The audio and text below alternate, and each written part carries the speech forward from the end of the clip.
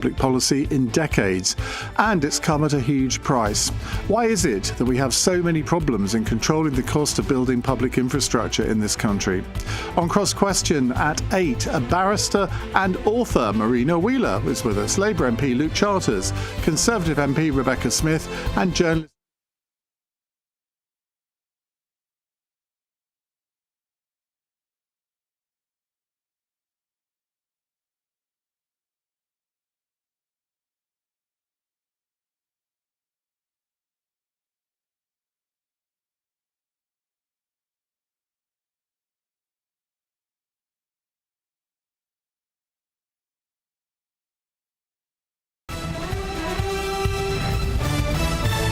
From Global's newsroom at 7 o'clock, the Met Police is urging possible victims of sexual assault on the reality TV show Married at First Sight UK to come forward.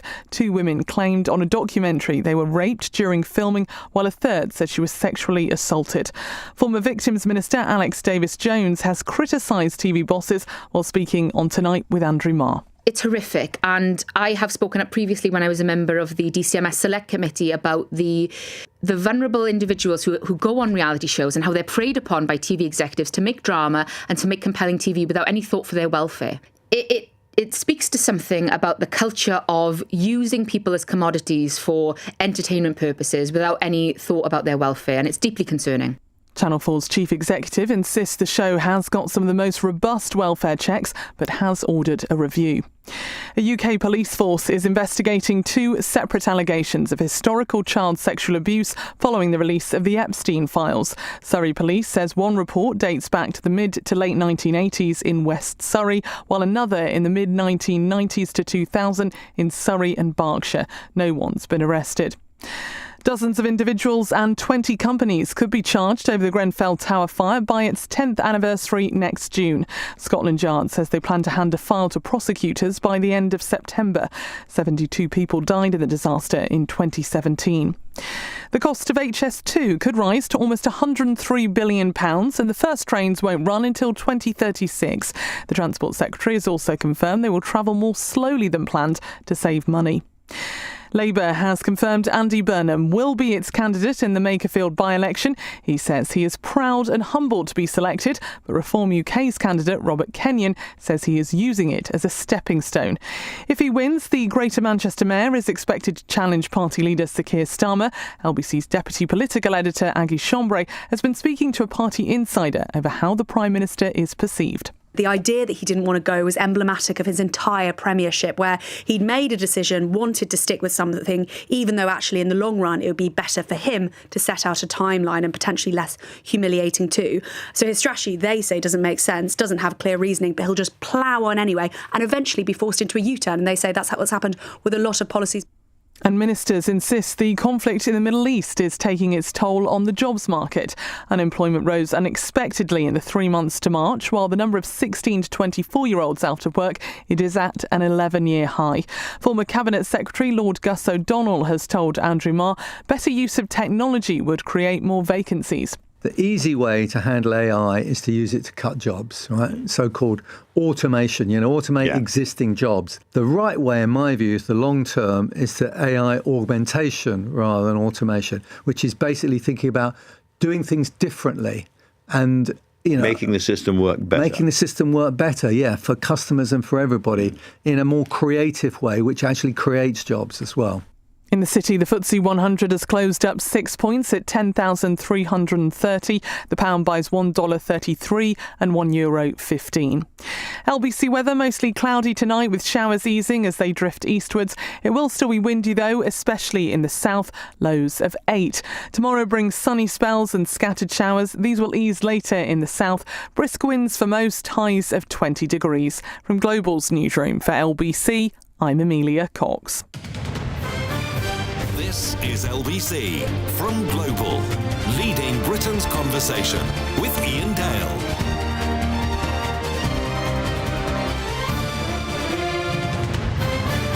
Hello, a very good evening. It's 7:04 on LBC. 2 bits of breaking news before we start talking about HS2 and the disaster that's become.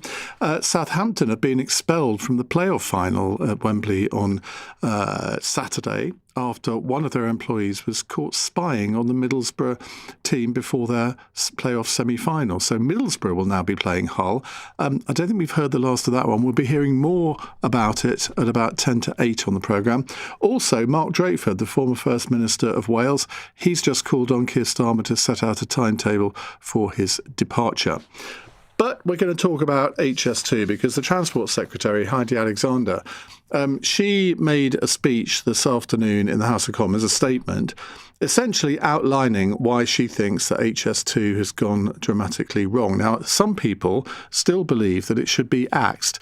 It's too late for that because, as she outlined today, if she axed it now, essentially it would cost just as, I think almost as much as it will cost to have it running. So you might as well keep going with it. They've built so many tunnels now, not just bat tunnels either. They've built so many tunnels that it would be preposterous to have wasted all that money. But she said that the likely cost is going to be somewhere between 87 billion and 103 billion. I mean, that's quite a wide margin of error, isn't it? And also that the first trains won't run until either 2036 or possibly 2039. Again, you've got a lot of wiggle room there. Why has this taken so long to build? If it is 2039, that will mean that it's taken 30 years from the day that Andrew Adonis, the then Labour Transport Secretary, announced the plans. I think it was in 2009. Now, it is true that you have to blame total mismanagement of the project by the management who were appointed, but also the politicians who oversaw it in the Conservative years. And I think they should be held to account for this because it shouldn't have come to this. The cost is so high that it's so much higher than any other country. Apparently it costs about £130 million to build a kilometre of a railway in this country. In Spain and France, it's roughly a tenth of that.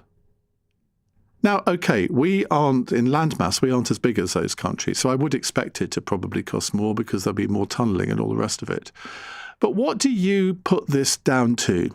It can't just be political incompetence, can it? Surely you have to also lay it at the door of the people that were running the project, allowing things to go over budget. But you also have to say, I mean, if you have bat tunnels costing, what was the bat tunnel costing? Hundreds of millions of pounds, I think. I mean, outrageous. So what do you put this down to? And do you have any confidence that lessons will be learned from this debacle? 0345 6060 973. Well, this afternoon, the Transport Secretary told MPs about this increased cost to build HS2 and said that she's really, really unhappy about it. If this seems like an obscene increase in time and costs, it is because it is. And if it seems like I'm angry, it is because I am. I am angry on behalf of taxpayers and affected communities who have been swindled by the failures of successive Conservative governments. I'm angry on behalf of the thousands of rail and construction workers giving their all on this project who do not deserve to have their industry tarnished in this way.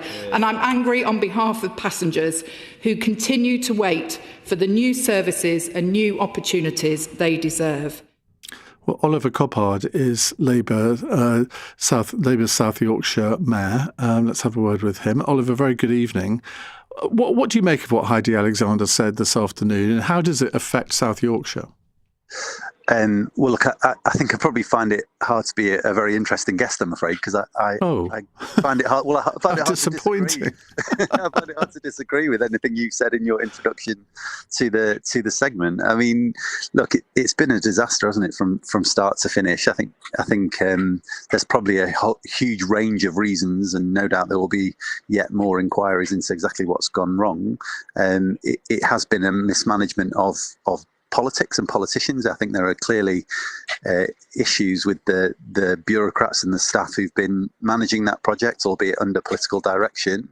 And there is just something about the UK which makes it very hard to build infrastructure, and all those things have seemingly united in a bit of a perfect storm, which have led to the announcement from Heidi today. I mean, I've got a lot of sympathy with Heidi. I think she is genuinely angry about where we are with HS2. But don't forget, I mean, it wasn't just supposed to be a train line up the west coast. South Yorkshire was supposed to be getting a leg, and then up to Leeds, and that was cancelled before my time as mayor. And that was supposed to be a big investment and a big improvement in journey times to South Yorkshire as well as capacity. We still have blight on the landscape in South Yorkshire, people who've had their property values affected because of the way in which land has then been compulsorily purchased. So it's just been a really terrible process from start to finish. Do you think there is something endemic in our system of government, in our planning system, that renders these projects so difficult to implement? Because it wasn't always like this. I mean, I remember when the Channel Tunnel was going through Parliament and then it was built. And yes, there were hurdles that had to be crossed, but it did happen reasonably on time, I think, too. Yeah, quite. And look, we absolutely can build things on time and largely, at least, on budget. You know, you look at the Elizabeth line crossing London, a huge endeavour, an engineering marvel, frankly, something that everybody up north, I think, is pretty jealous of. And yet that was built, okay, a little bit over budget, but certainly largely on time.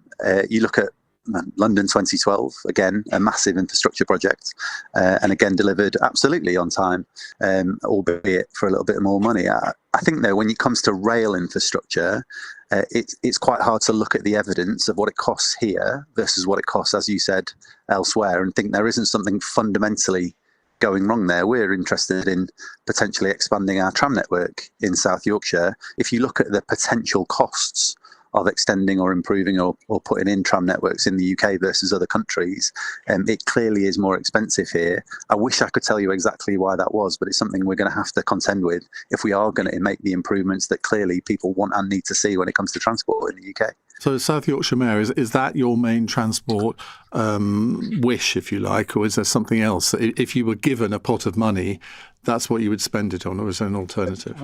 Well, we have been given a pot of money. We've been given £1.5 billion by this government, and what we're doing is investing in that a sort of pretty wide-ranging vision, which you can have a look at on the website if you want to, which is everything from bus franchising, tram extensions, clearly big advances when it comes to things like active travel, as well as improvements to our road network. So there's a whole range of things that we're doing with that money in order to make transport work more effectively in South Yorkshire, because over the last 20, 30, 40 years, it's been on a steady decline. And if we want to improve the economy of South Yorkshire, the transport network is a pretty key feature of how you do that.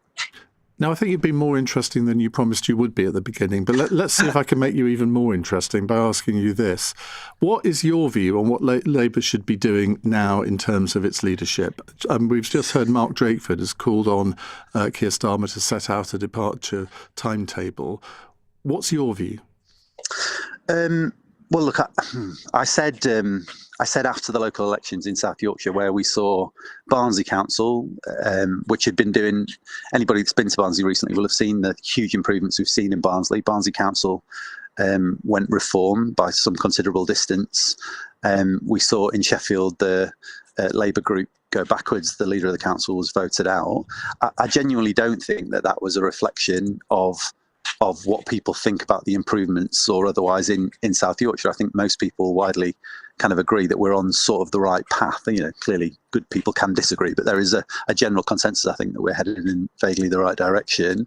But I think it was essentially a result of what we're seeing nationally. And what I said was things need to change. I think since the local elections and everything that's happened, both in terms of Keir's speech and how the party has responded, my view would be the Prime Minister should set out a timetable for him to hand over the leadership, and there should be a contest within the Labour Party with the widest possible range of views on display, so that people can hear from politicians interested in leading the country. There can be an absolutely fair contest, and then we can have a new Prime Minister in place probably by the back end of the summer.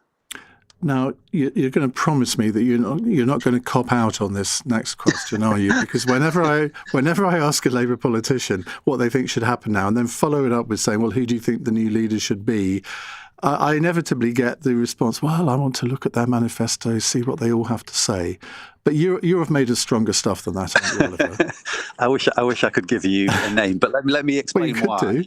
Well, let me explain why. And look, I'm elected to represent the people of South Yorkshire. My first and only real interest in this is who's going to be best for South Yorkshire. So I will be, if there is that contest in place, and it looks increasingly likely that there will be, my questions to those candidates will be, what you're going to do for us, quite frankly. So look, clearly if Andy Burnham is a candidate in that race, he's got a lot of experience when it comes to being a mayor and devolution, but I will give a fair hearing to anybody who puts themselves forward and wants to tell me what benefit that's going to do to Barnsley, Rotherham, Doncaster and Sheffield. I mean, fair enough, but surely you should be also thinking of the whole country. Who would be the best Prime Minister for the whole of the UK? Yeah, of course. And look, I will, of course, take that into consideration when thinking about how I will cast my individual vote as a member of the Labour Party. But when it comes to what I want to know from those candidates, specifically in my role as the Mayor of South Yorkshire rather than a Labour Party member, I absolutely want to know what they're going to do for South Yorkshire and the communities within it. And you wouldn't expect me to say anything else, quite frankly. Oliver, thank you very much indeed. That's Oliver Copper there, Labour's South Yorkshire Mayor. Chris Howe is a freelance journalist specialising in transport and engineering projects. Chris, very good evening to you. Do you have an explanation for me as to why this has all gone so wrong? Because this is nothing new. I mean, we've known it's been going wrong for probably the best part of 10 years. Well, unfortunately, I probably don't have one or two reasons. I think there's a myriad of reasons, and I think Heidi Alexander set out many of those reasons within her report and update today. I feel I should start by saying that the kind of speed and gold-plating narrative that's been used relatively recently, I think that is perhaps somewhat disingenuous and does distract from the real reasons that have been set out today. But there are several. It's a case of where do you want me to begin? Let's copy the Sound of Music and let's begin at the beginning, because that would be a very good start. Was that the Sound of Music? Anyway. Yeah, I mean, in terms of the specification for the line, that was set out very early. That was guided by experts such as Professor Andrew McNaughton. So I think there was a good basis for what the line would look like in future. So I think some of the arguments that, we didn't know what the line was going to look like or we didn't know what the specification, we did know that quite early. But I think from there on in, things did start to go wrong. I think one of the biggest issues which kind of shapes things from the start was this boom and bust cycle that we've got in this country of building big projects. You mentioned the Channel Tunnel, which was an amazing feat of engineering. And then there was very little after that. And then you had the Channel Tunnel rail link. And then again, very little after that, really. And then you had kind of Elizabeth Line. And then again, a bit of a break. So the problem with that is we start to lose all of the expertise and all of the skilled workers that we've trained to build these fantastic projects. And if there's no work, these skilled people can go abroad to find work. So that is, I believe, it's a big part of why infrastructure in particular, not just HS2. I don't think we should just say HS2 is expensive, because we know big projects in this country do cost a lot. And I think that boom and bust cycle is a big part of that. So why does HS2 cost much more than high-speed rail in other countries? Is it because we are a relatively small island, so therefore more tunnels have to be built, there's more disruption more houses that have to be compulsorily purchased? Is that can't be the sole explanation, can it? No, I mean, that's what the thing that I was saying. Basically, there's no kind of one root cause. So you've got this boom and bust cycle, which doesn't help with the workforce. That makes things cost more expensive. But Britain is quite densely populated, so you're right. So it does have a big impact on the cost as well. So it all kind of adds together into a big snowball, and then the price just goes up and up. So you say we've got to build. We don't especially have to build more tunnels. Obviously, London has to be tunnel under. You can't get away with that. So we've got. I'm trying to think off the top of my head, 12 miles of tunnels underneath London, which is fair enough. But and then another 10 miles under the Chilterns, I gather. Yes, which I'm going to honestly say I find difficulty kind of saying that's a correct thing to have done or not. But again, the Chilterns has to be preserved, so that was thought to be the best option. So it's a real difficult one, but it is a 10-mile tunnel underneath. And open countryside is expensive.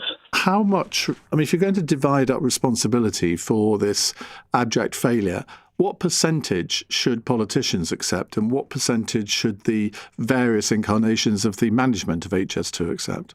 It's a difficult one, actually.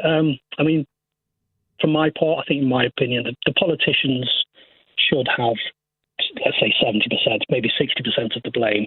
They've done so much to undermine this project over the years. It's been cut back. And again, it ruins the, what's the word I was looking for? lost for words.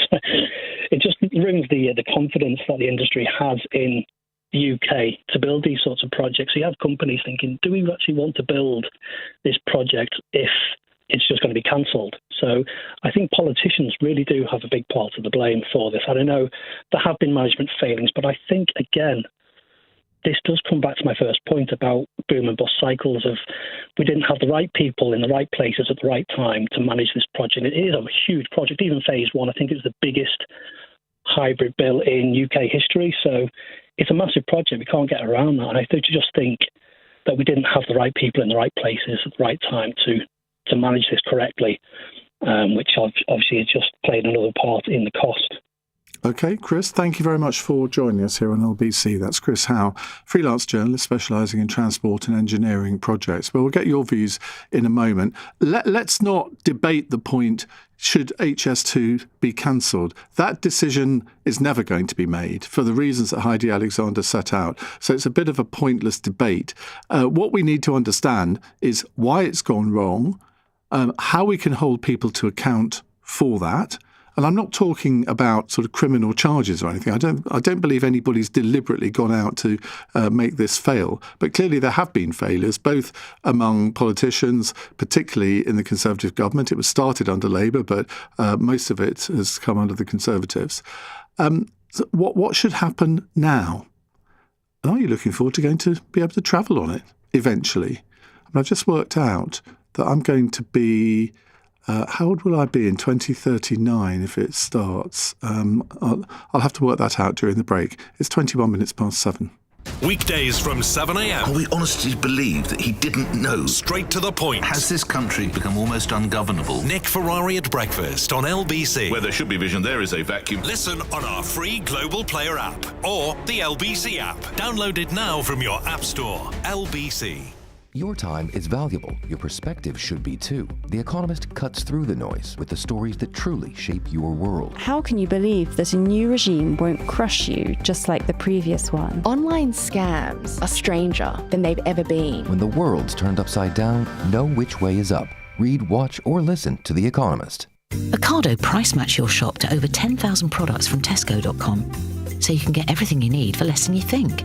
Should free up some budget for that emergency tub of ice cream. Ocado, the online supermarket. Max £10 voucher for difference on like-for-like shop. Valid 28 days. Excludes marketplace. Products may vary. Geographical restrictions, min spend and charges apply. Terms at ocado.com/price promise.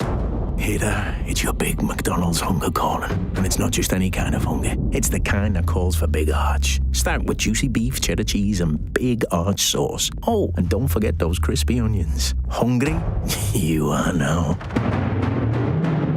Served from 11 a.m. Subject to availability. Price and participation may vary. Now, listen carefully. I want you to think of selling your car. Who's going to buy that car? Keep thinking. Struggling to know where to look? On Motorway, there are 7,500 verified dealers who are ready and waiting to bid on your car. It's not magic, it's Motorway. Sell your car today at motorway.co.uk. Iain Dale on LBC. 22 minutes past 7. Ben very kindly says, Iain, can I assist you in your mathematics? You will be 26 in 2039. Well, that would mean that you have a 13-year-old presenting this programme. And I know I have a juvenile sense of humour sometimes. But no, I would be 76 in 2039. I mean, what a thought that is. I doubt whether I'd be able to climb onto a train or even get there to climb onto the train at that point. But there we go. Now, let's go to your calls, 0345 6060 973. Do you have a lot of sympathy with Heidi Alexander? She came into the job 9 months after Labour came into power, succeeding Louise Haigh. And I think she's uncovered some very uncomfortable conclusions about how HS2 has been run, both from the company itself and indeed how it was overseen by the previous government. She had a right old go at the Conservatives in the Commons, and I understand that, because clearly huge mistakes were made. But I suppose it then comes down to, well, how far do you want politicians to interfere in the running of what is essentially a public-private company? But then I say interfere, other people would say, well, hold to account. And that is what politicians are there to do, isn't it? And they clearly failed in that. Let's go to John in Christchurch. Hello, John. Hello, Ian. Yes, I have some sympathy with Heidi Alexander. However, successive governments have failed to make the structural reforms that are required in the civil service. I mean, the Department of Transport and the Department of Defence are the prime examples of very, very poor procurement practice. I'm a retired engineer, mechanical engineer, but I mean, there's no performance or very little performance measurement of the people who oversee in the civil service, who oversee projects such as this. So I believe they need to totally restructure the Department of Transport in terms of their procurement, and whereby they perhaps look at employing rolling contracts and consulting engineers who are paid on related to their performance. You know, it's at the moment it doesn't. For example, billions were wasted on the HS2 when they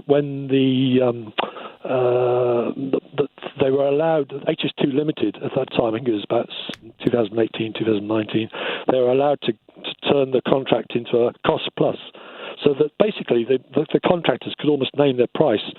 And that, there was a huge amount of money wasted there. And who gave authority for that to happen? I believe it. Well, ultimately, it would have come from the Department of Transport. It would have been okayed, I would imagine, by the Ministry of the Secretary for Transport. But it also would have been alongside that would have been the permanent secretary in the civil service, and they should not have allowed that to happen. I mean, they obviously just got no clue.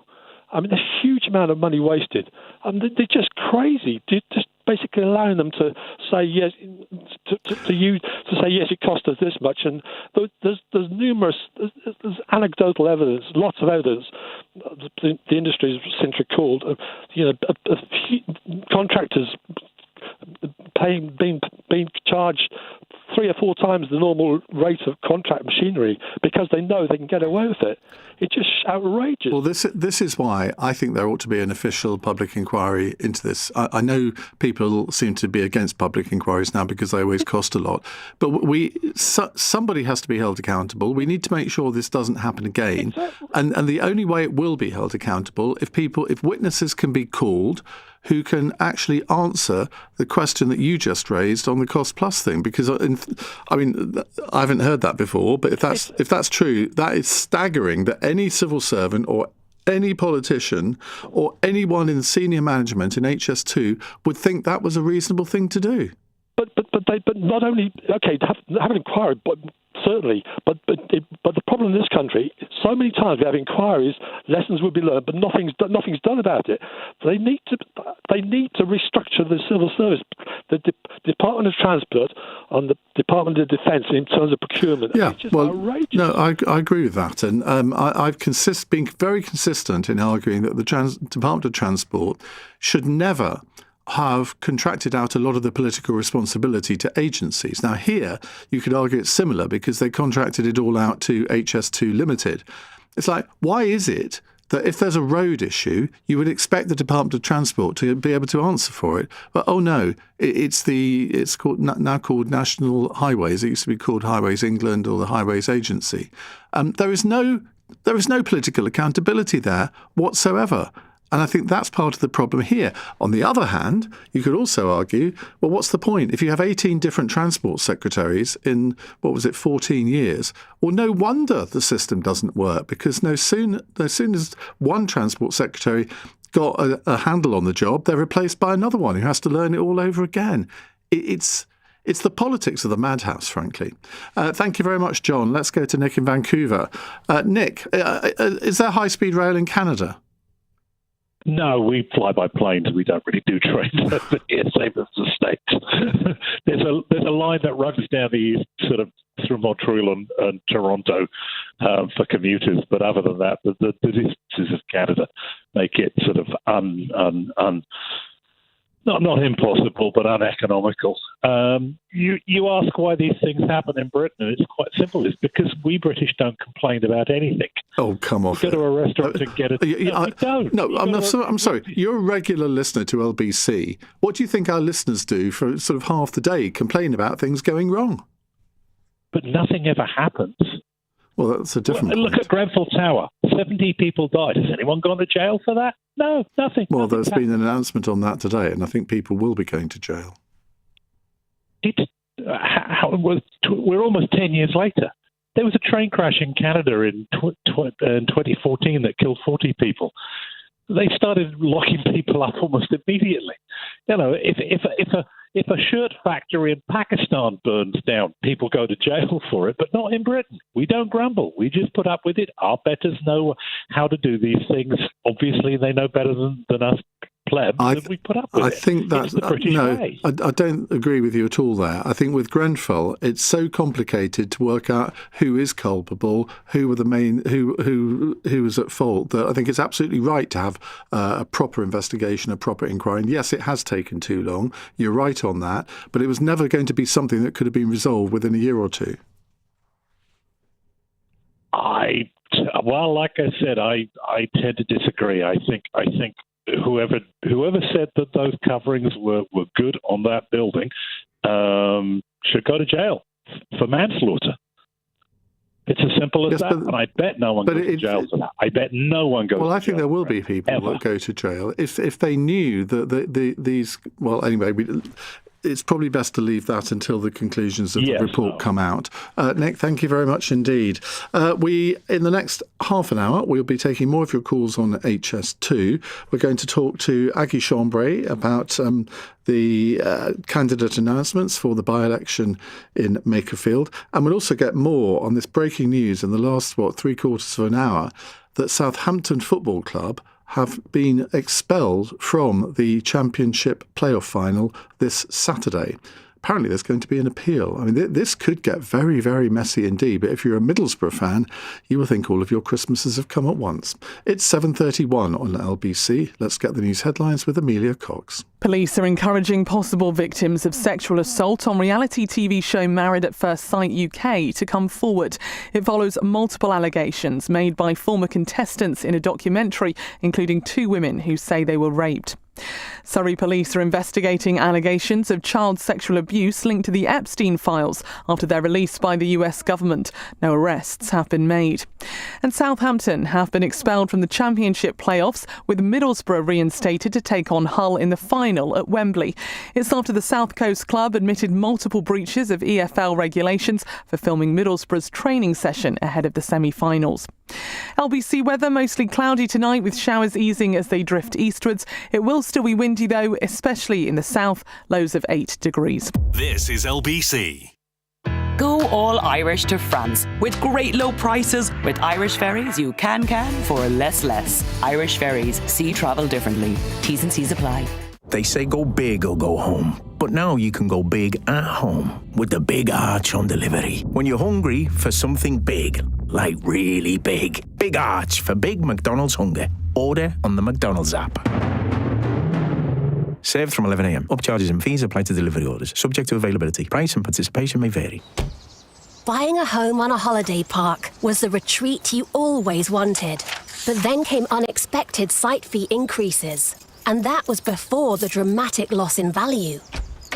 If you bought a home on a holiday park in the UK, you may have been missold. holidayparkadvicecentre.co.uk could help you receive thousands in compensation. Text ASSIST to 78900. That's ASSIST to 78900. Donations to British Heart Foundation fund scientific research that can help save lives. People like Joe, who's pitching his next big business plan. Maria, who's sending out her wedding invitations. And Jack, who's just being a teenager again. Because when you donate, you fund more than just science. You help save lives. British Heart Foundation funds research that aims to cure inherited heart muscle diseases. But our work is not done. Donate now at bhf.org.uk and keep us beating. Iain Dale on LBC. 7:34 on LBC. Albert says HS2 was a disaster from the start. It was organised by people who are totally clueless. The massive amount of money that has been wasted could have been spent on existing infrastructure. Well, that is true, but this is all very easy to say in hindsight. But there were a lot of people at the beginning who made the point that it wouldn't work. Right, we'll come back to your calls on that in just a moment. But this programme would not be complete without at least one chambray in it. And tonight we've got two. We've got Aggie, and then we've got her sporting journalist brother in about 10 minutes' time. Are you a bit jealous that he's on as well? Jealous is one word for it, Ian. Sibling rivalry. Right, now, what are you here to talk about? You're here to talk about the Makerfield by-election. I am indeed. So we have two candidates now confirmed for the Makerfield by-election. Kel Surprise, Andy Burnham, the Mayor of Greater Manchester at the moment, has now been confirmed. He was the only candidate who was long-listed and shortlisted by the local party. And I say Kel Surprise because it really was not a surprise after the National Executive Committee. So nobody else even applied? No, two other people did apply. Fools. Two other people did apply and they were considered. Well, it should actually rule them out because they applied. I mean, how stupid do you have to be?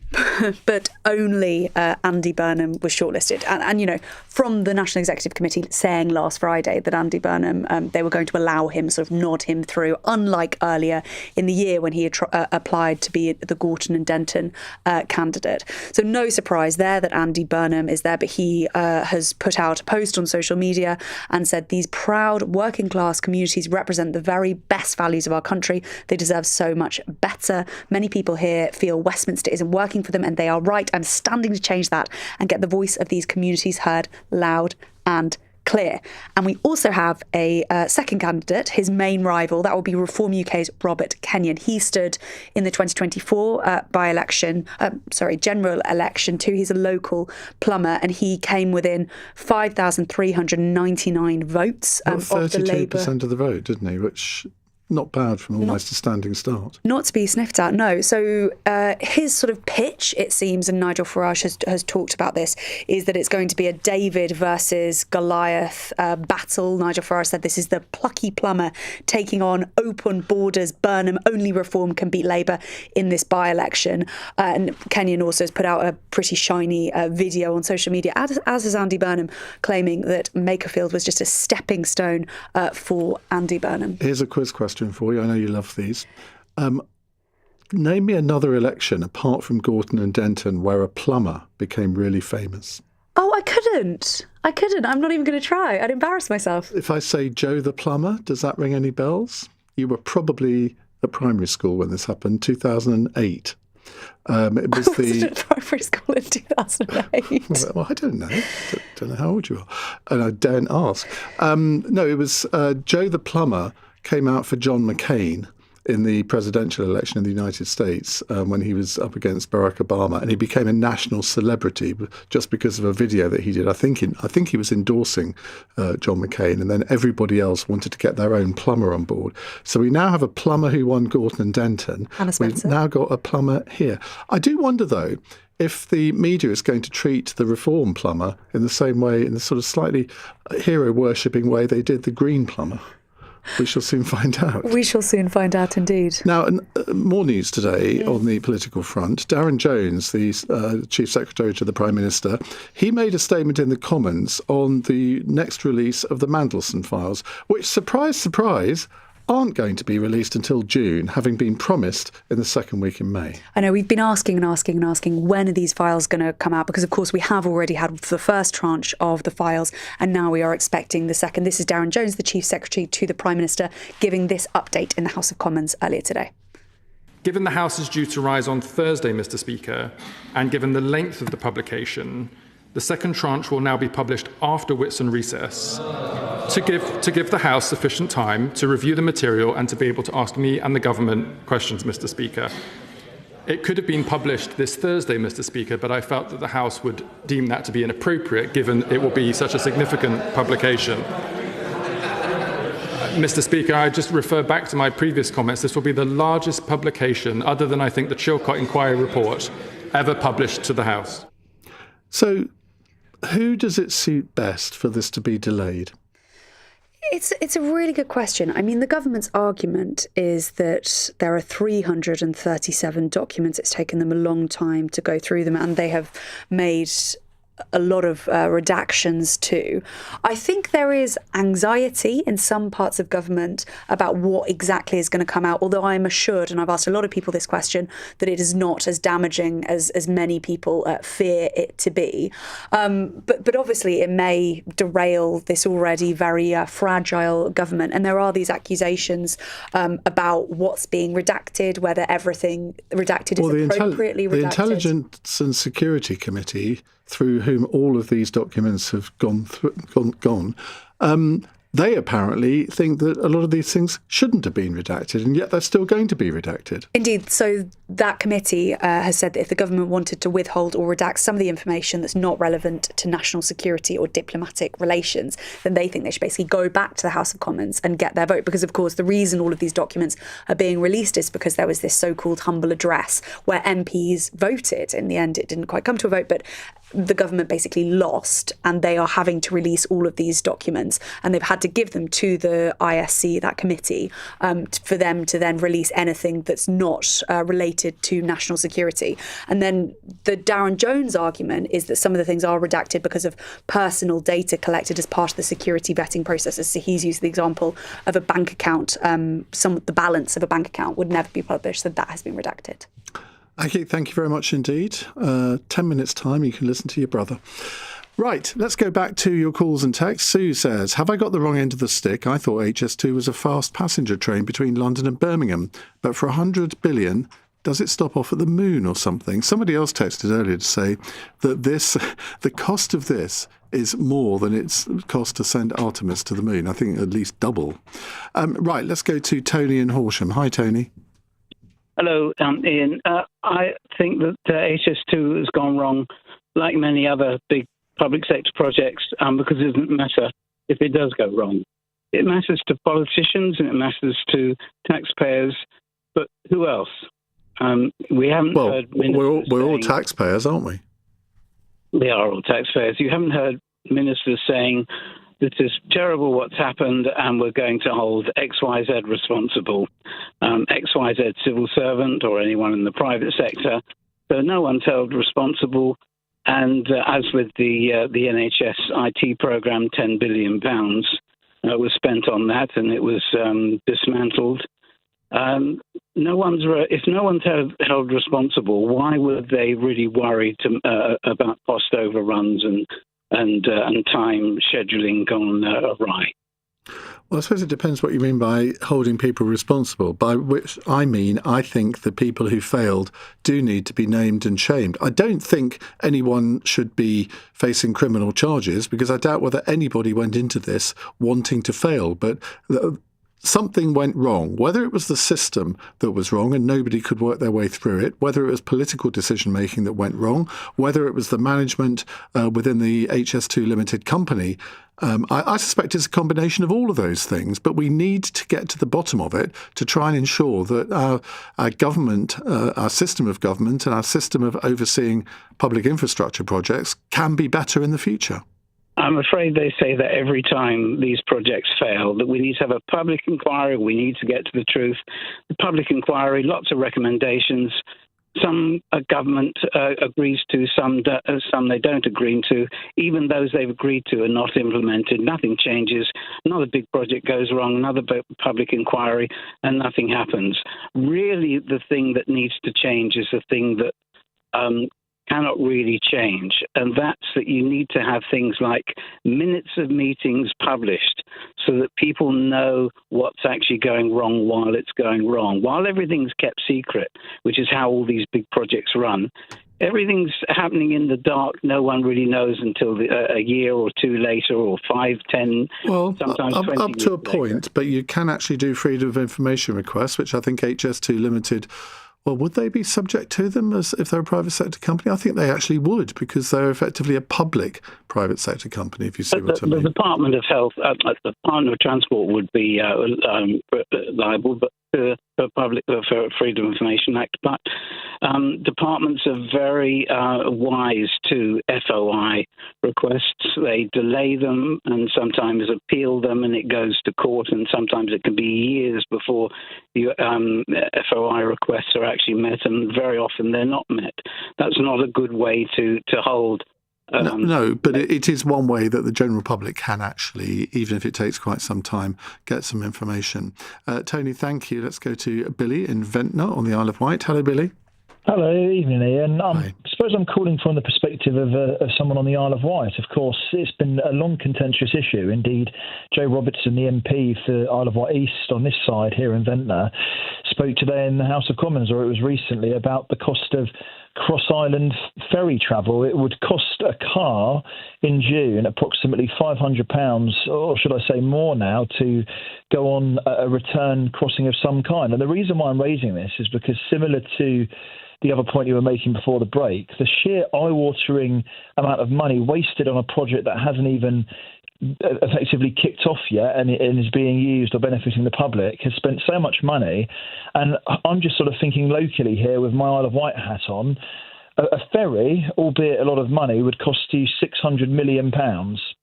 And I'm thinking how many hundreds of thousands of people on the island and all of the visitors that would benefit. And it would be less than 0.6% of the cost of what HS2 is supposedly going to rack up to now. And I think I'm just disgusted. I agree with what your previous call was.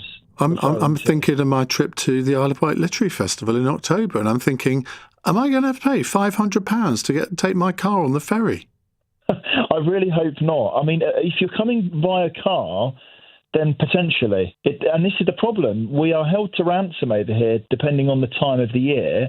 We're not treated by government with so-called island status. Our MP, before Joe Robertson and before it got split into two with Richard Quigley in the West, I believe his name was Andrew Turner. Yes, it was Andrew Turner. He was very passionate about banging the drum for a cross-Solent solution. And yet the government seemingly just sort of listened to it all and are complaining, and it fell on deaf ears. And it really makes me angry, Ian, that they've spent £102 billion on this complete farcical of a project. And I don't say that with any exaggeration. I seem to recall that LBC released a report about a year or two ago regarding the amount of excess spending on Lego blocks and then building some kind of mock-up train station in London with Lego blocks for a consultancy agency. And I think they spent 20-odd blimmin' grand. I mean, it's just embarrassing, and it's a really good example, I think. I mean, sorry, but have you seen the price of Lego lately? Oh, don't get me started. I'm actually a Lego fan as well. Well, me too. I used to build the Starship Enterprise when I was about 7 years old. I think probably for £102 billion you could build the actual Starship Enterprise, couldn't you, of all the mod cons here? And I mean, I just think it comes back to your point, and I couldn't agree with you more.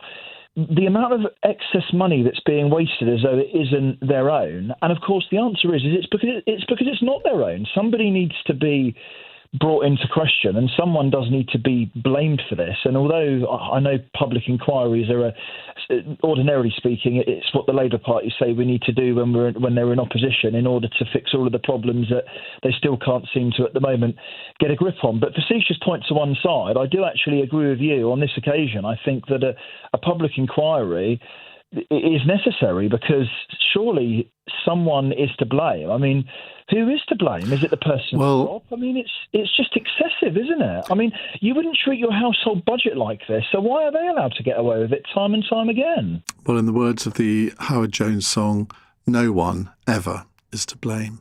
It's 7:47.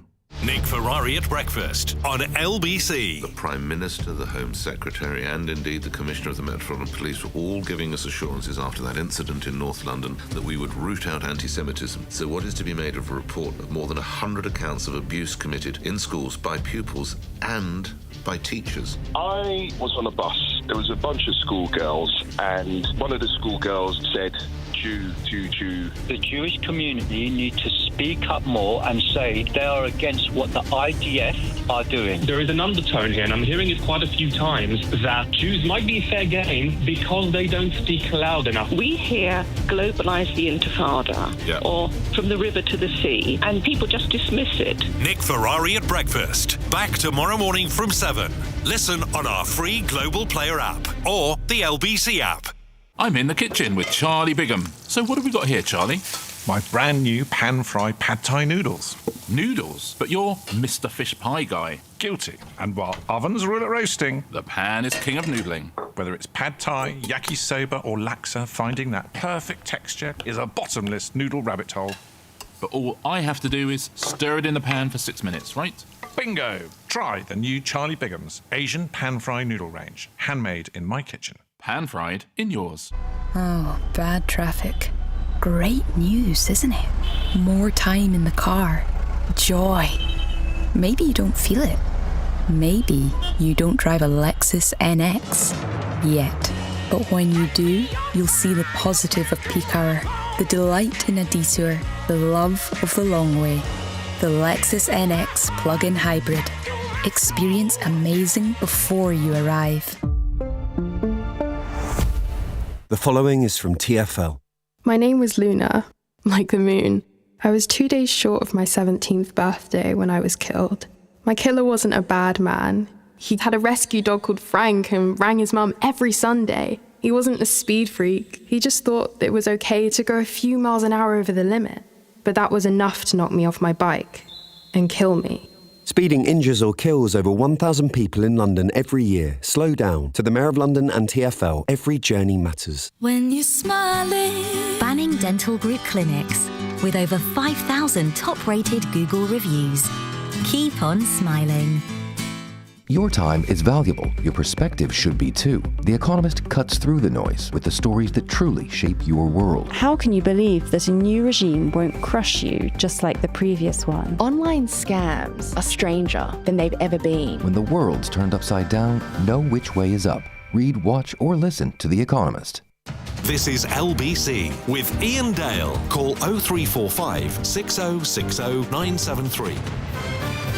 10 to 8 on LBC. About 10 to 7, so an hour ago, Chris, my producer, who loves football as much as I do, he's a Palace supporter, by the way, but we forgive him for that, rushed into the newsroom and said, "You'll never believe what's happened. Southampton have been kicked out of the playoffs."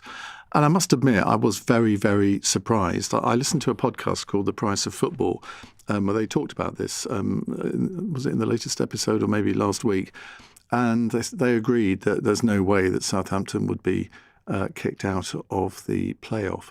And that playoff is happening on Wednesday. So you've got lots of Southampton supporters who will have booked rail tickets, booked hotels, paid for tickets, and now they won't be able to go. It's the fans I feel sorry for in this. And the reason that they've been kicked out, for those of you who haven't been following this, one of their staff was caught spying on the Middlesbrough training ground. He was hiding behind a bush with his iPhone, taking pictures or videoing set pieces that they were practicing. And, of course, Southampton then did win that semi-final against Middlesbrough. So there's all sorts of ramifications for this. And then some of us think, well, this was a very speedy decision. When Manchester City are facing 115 charges, and they've been facing these charges for, 2 years now, and nothing's happened.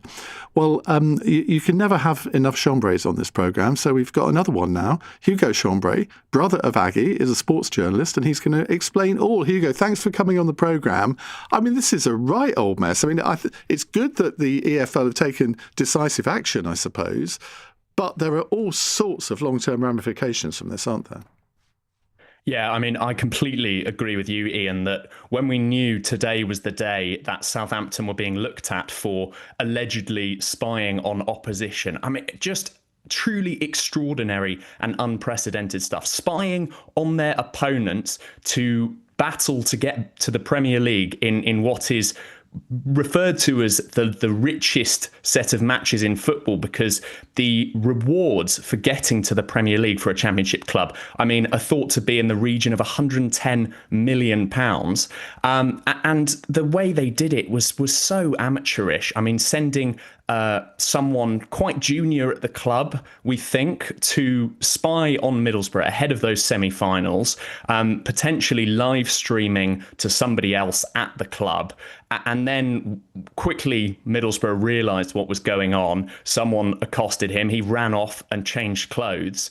And now we have this. So what I say is I agree with you that having seen football regulators and football governing bodies in the past really drag their feet and not really show any teeth when it comes to dealing with tricky or sensitive or difficult decisions when it comes to the game, to have this turned around so quickly, as you say, this final against Hull City, who you also have to feel for, that's another implication, because Hull City have been preparing to play against Southampton. Southampton have now been stripped of being in that final at Wembley. So all of their fans will be given a refund.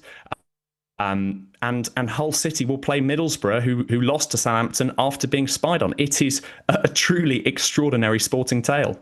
And I did wonder if the Middlesbrough players had already gone off to Torremolinos on their holidays, but apparently they sort of sensed that this could happen, so they've all been training. But what's the key thing here? And I've read this on Twitter, so it's probably wrong, but I've read that this was not the first time that Southampton have done this, and they've admitted to spying on other teams before matches throughout this season. That's absolutely correct. Another thing which makes this story even more incredible is that Southampton now say they're going to appeal this decision, hopefully from their point of view, in time to play on Saturday. But they're going to appeal it, having admitted that this isn't the only time that they have spied on opposition. So Oxford United and Ipswich Town have also been victims of this espionage, footballing espionage from the Saints. And I mean, it beggars belief, because you have a season worth of games. You've got 40 games as a football club, most of which will have been broadcast on TV. If they don't, I'm sure you could get hold of that match tape somehow. You have analysts watching those games, trying to predict how other teams are going to play. So the idea that the risk of sending an employee to another club's ground in plain sight in the middle of the day to try and watch a training session before a match, I mean, it really doesn't feel like the juice is worth the squeeze. Someone's saying that I said the playoff final is on Wednesday. I don't think I did. It's on Saturday. But, you know, one person I feel very sorry today. I mean, I feel sorry for all Southampton fans. This is not their fault.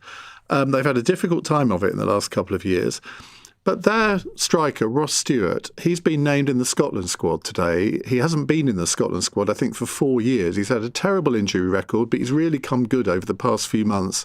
So 1 minute he's celebrating being in the Scotland squad for the World Cup, and then a few hours later he gets this news. I mean, what a day of emotions for him. Yeah, you cannot imagine what that roller coaster must have been like for Ross Stewart. I just can't imagine what this was like for so many parties involved. You feel for the Southampton fans, you feel for the Southampton players who presumably knew absolutely nothing about this. You feel for Middlesbrough, who were knocked out, and who knows what effect that espionage had on Southampton beating Middlesbrough by just a goal in extra time. It ended up being in the semi-final. And you feel for Hull City, who now have to prepare to play a different team in the final to see who is going to get up into the Premier League. I mean, we will see what comes from Southampton's appeal, which will have to be done and organised very, very sharpish. Southampton think that the sanctions are disproportionate and unprecedented, one source said. I mean, you've got Portsmouth, who are Southampton's South Coast rivals, and another Championship team tweeting that they're looking forward to seeing Southampton again next season. Lots of football fans are very much relishing, are very much enjoying sort of, fate being and dealt of course, to those who deserve it. They've been given a 4-point penalty for next season, which as a West Ham fan, I'm quite pleased with. Hugo, thank you very much indeed. That's Hugo Chambray, sports journalist there. Right, back to your calls on HS2. Let's go to David in New Romney. Hello, David. Yeah, evening, Ian. Hi. So if you think about, just for a moment, some of the larger infrastructure projects in the UK, what one can you think of recent times? Elizabeth Line. Yeah, that's massive. I was going back a little bit further than that. I'm thinking Channel Tunnel. Yeah. Well, then that was a great success, wasn't it? Yes and no. So when you look at it, it cost double the amount that it originally was projected at. The company that built it went broke and had to be bailed out. They were losing millions of pounds per day in interest. They needed to be financially restructured. There was a bailout, and a couple of times that was done. It's profitable now, but we've got a real history of actually this happens with big projects. And I'm just wondering, I mean, the only difference is that it was completely privately funded, whereas HS2 isn't. Yeah, well, that is true. Thank you very much for that, David, pointing that out. Right, coming up in the next hour, I'm sure you might have a few questions on HS2 for our cross-question panel. We'll be joined by Marina Wheeler, KC, barrister specialising in public law and also writer. She's the author of the book A More Perfect Union, The Europe We Need. So, I mean, we booked her a few weeks ago, so it's quite a good timing for that. Luke Charters is Labour MP for York Outer, Rebecca Smith, Conservative MP for South West Devon, and Christina Patterson, journalist and broadcaster. They're here to answer your questions. 0345 6060 973. I'm hoping that the person who texted me earlier to say that they were watching us on YouTube for the first time and they were enjoying my resting bitch face, I hope they've continued to watch. On your radio, on the LBC app, and Play LBC. leading Britain's conversation. This is LBC. From Global's newsroom at 8 o'clock, the police are encouraging possible victims of sexual assault on the reality TV show Married at First Sight UK to come forward. It follows multiple allegations made by former contestants in a documentary, including 2 women who say they were raped. A former Channel 4 boss, Alex Mann, has told MPs duty of care protocols are always worth another look. Obviously, I'm no longer at Channel 4, but I watched the programme last night and there are some very serious and concerning allegations in it. I think the right thing for them to do is to launch an investigation. I think, in fact, they've announced 2 investigations, a legal one and a duty of care protocols one, and then we should see what those investigations come up with. The accused men deny all the allegations. The cost of HS2 could rise to almost £103 billion, making it more expensive than the Artemis 2 mission to send 4 astronauts to the moon. The Transport Secretary has also announced the first trains won't run till at least 2036, and they'll travel more slowly than planned to save money. Labour's Oliver Coppard is Mayor of South Yorkshire, where a leg of the railway has previously been cancelled. It's been a disaster, hasn't it, from start to finish? I think there's probably a huge range of reasons, and no doubt there will be yet more inquiries into exactly what's gone wrong. It has been a mismanagement of politics and politicians. I think there are clearly issues with the bureaucrats and the staff who've been managing that project, albeit under political direction. Surrey police are investigating allegations of child sexual abuse linked to the Epstein files after their release by the US government. No arrests have been made. A decision will be made on whether criminal charges will be brought over the Grenfell Tower fire before next year's 10th anniversary. Dozens of individuals are suspected of criminal offences. Southampton have been expelled from Saturday's Championship playoffs for filming Middlesbrough's training session ahead of the semi-finals. Saints say they'll appeal the sanction, but as things stand, Middlesbrough have been reinstated to take on Hull in the final at Wembley. Tom Green is from the Borough Breakdown podcast. After a lifetime of supporting Borough, there's a bit of natural pessimism there that I didn't think anything would go our way, but they did cheat and they've been rightfully punished for it.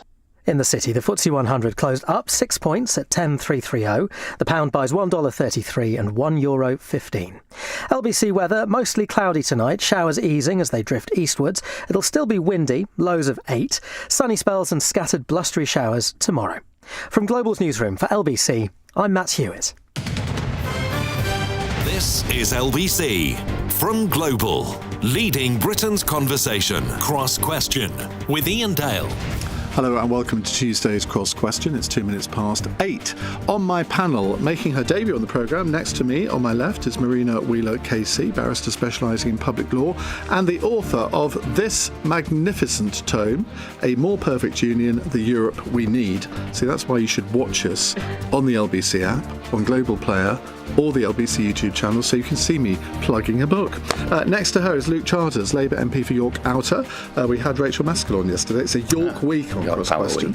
On my right, Rebecca Smith, Conservative MP for South West Devon, a member of the Transport Select Committee, and Christina Patterson, journalist and broadcaster. So if you'd like to submit some questions, give us a call, 0345 6060 973. You can WhatsApp on that number, or you can text your question to 84850. Call 0345 6060 973. Text 84850. Cross Question. Watch live on our free Global Player app or the LBC app.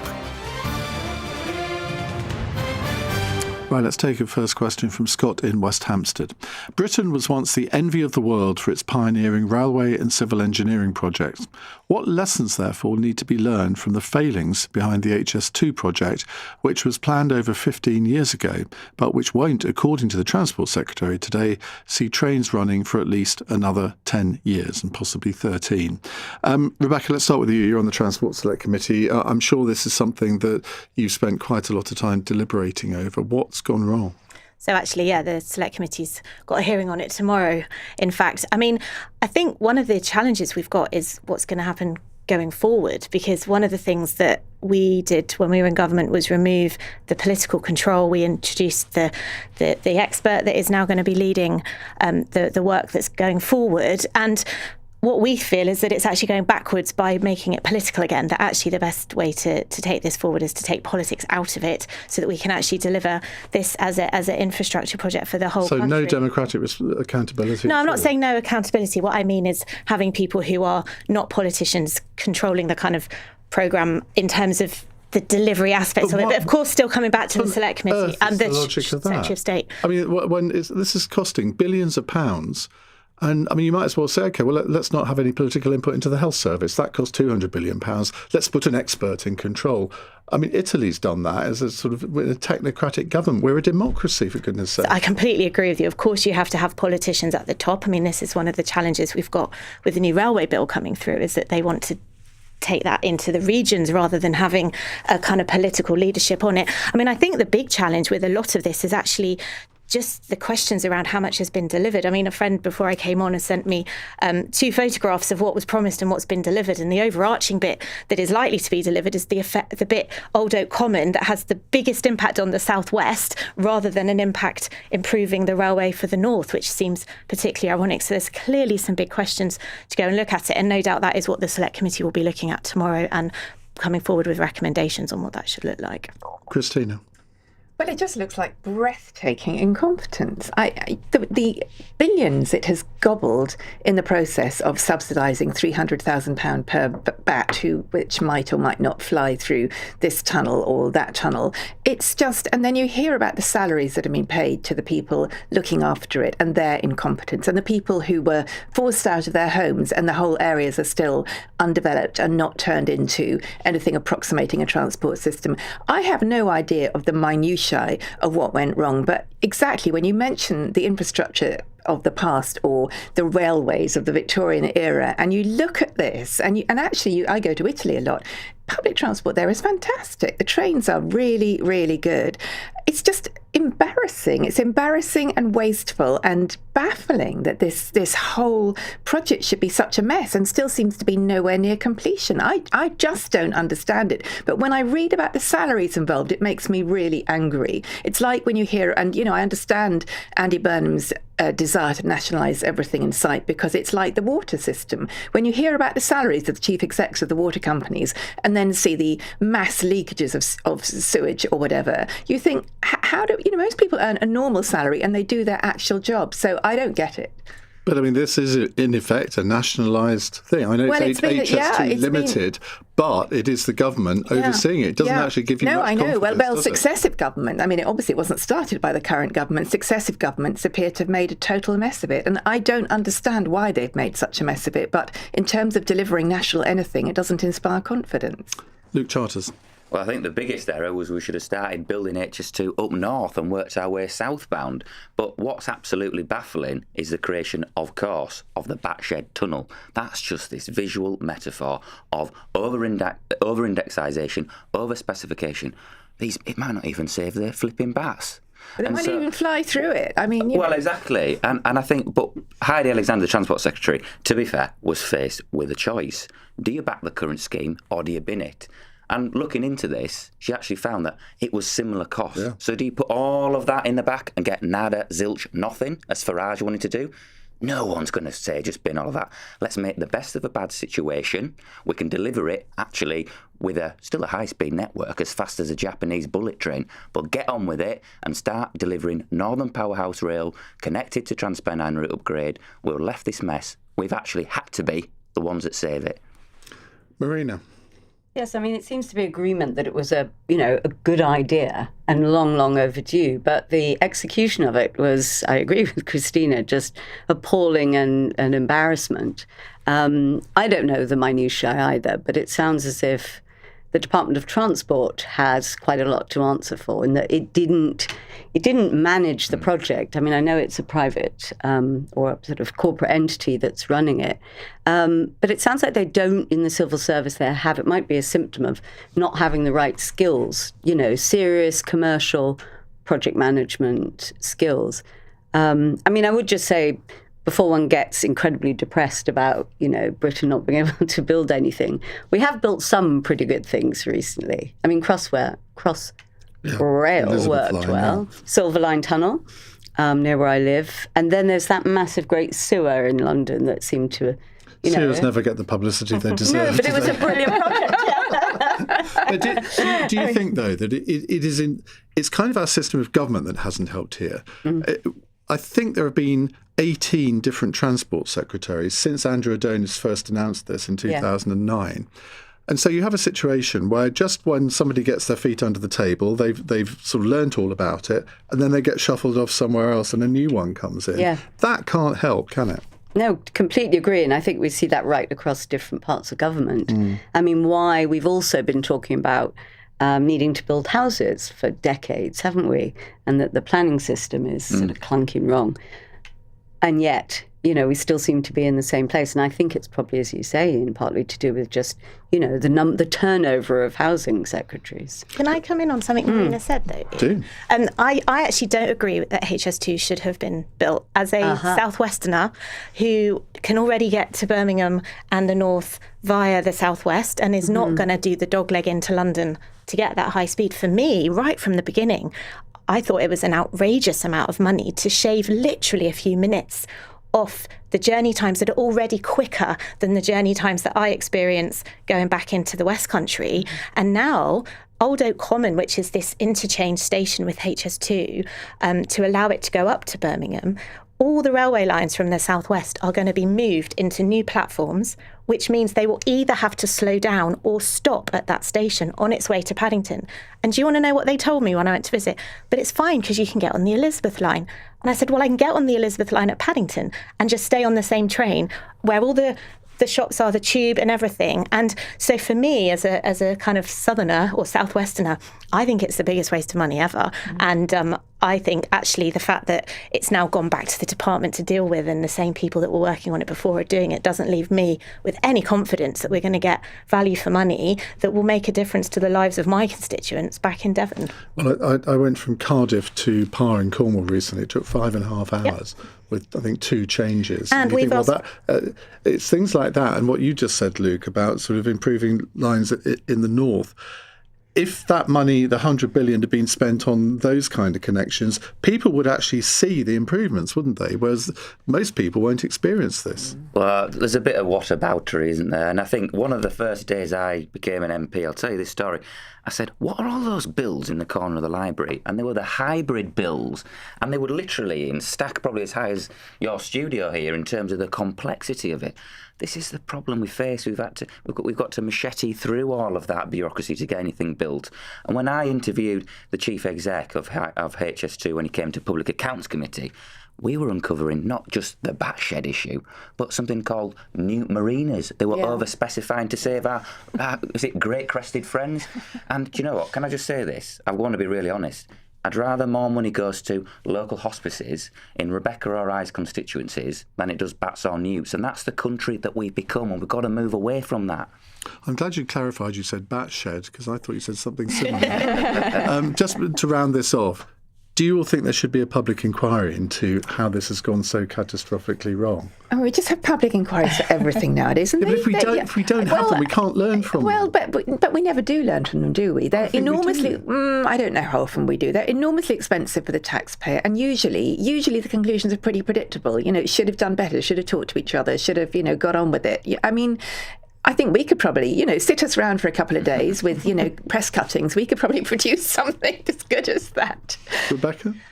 I mean, it sounds to me like if we had one now, we'd also potentially be having one at the end as well. They cost a lot of money. I'm not suggesting it should be necessarily now, but at some point.